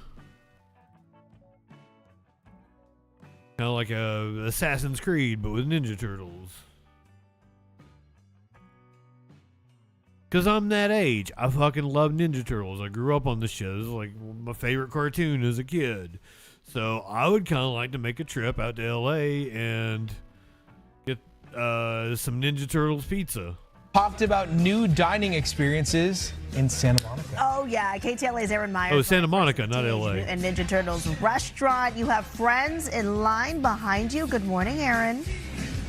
Hi, guys. Good morning. Yeah, it opens at 11, but you can see we already have a line of Teenage Mutant Ninja Turtles fans here, and they're going to have some good pizza today. I already tried a slice of the cowbunga cheese. It was very tasty, but they have a whole bunch you can try here. Grand opening. I want to start with Asa and David. They're the first in line. Now, you have your favorite Ninja Turtle here. Who is this, and why is he your Who's favorite? your favorite? Michelangelo. And the reason why I like him is because he's funny. He's funny, and you already tried the pizza. What did you think? Yeah, that was me too when I was a kid. Very good. Very good. And which one did you have? Cheese. Cheese. She had the cowbunga cheese like me. Can I get a high five on that? Raphael's my favorite as an adult. And David, what did you think? You guys already got to have a taste of all this before. Oh yeah, the pizza's really good. It tastes just like a New York slice, And I believe they get really scientific with it.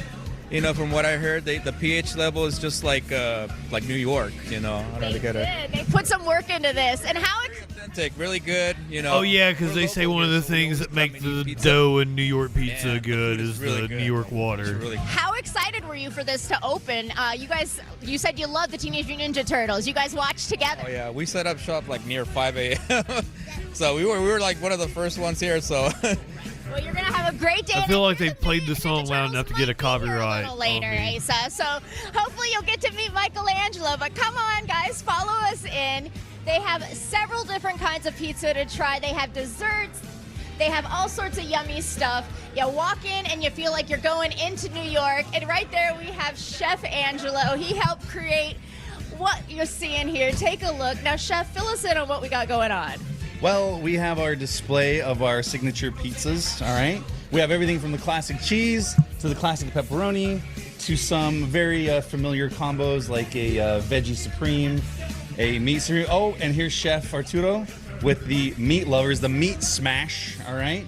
The meat And smash. then we have newer school pizzas like the Shredder's Revenge that gets a little bit of Mike's Hot Honey. Shout out Mike's Hot Honey. Ooh. And then we got some fancy ones with white wine, lemon cream, and mushrooms for the fancier type. Do you have a favorite?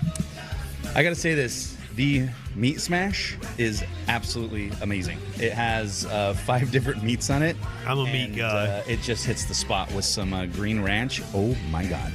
And we were talking about how authentic this is. Even the water. Talk a little bit about that. Oh man. Okay, so water's, different everywhere, tap water. So California, it's different in terms of it just has different treatment, right? We're spoiled in New York because there's minimal treatment for our water facilities. So we just had to do a certain filtration system here in Los Angeles to make the crust color and pop and have the right structure that we wanted. And I think we nailed it here.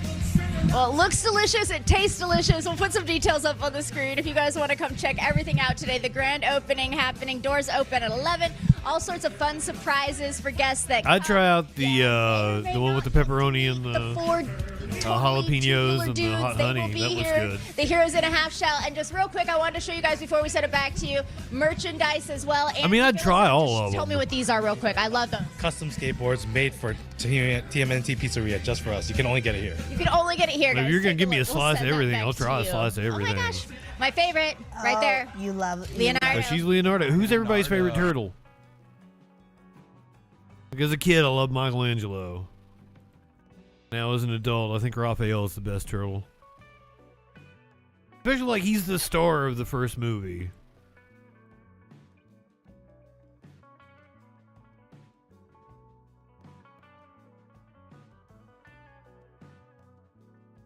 Rare Geep was born in Ohio. I'm assuming a goat fucked a sheep.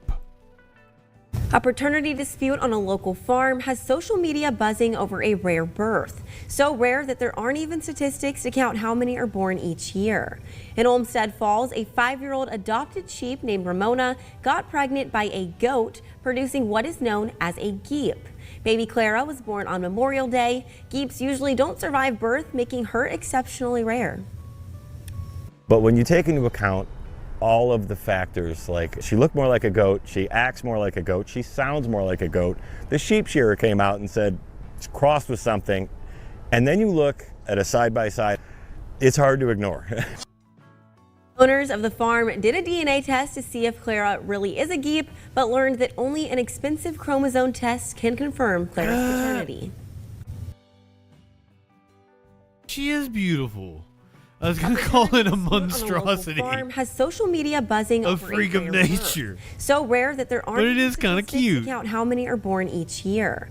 In Olmsted Falls, a 5-year-old adopted sheep named Ramona got pregnant by a goat, producing what is known as a geep. Baby Clara was born on Memorial Day. Geeps usually don't survive birth, making her exceptionally rare.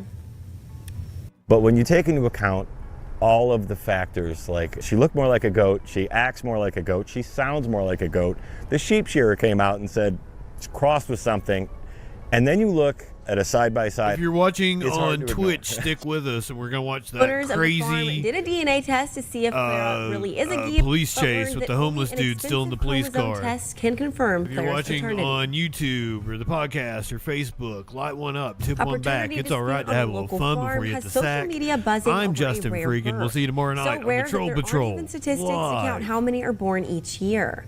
In Olmsted Falls, a 5-year-old adopted sheep named Ramona got pregnant by a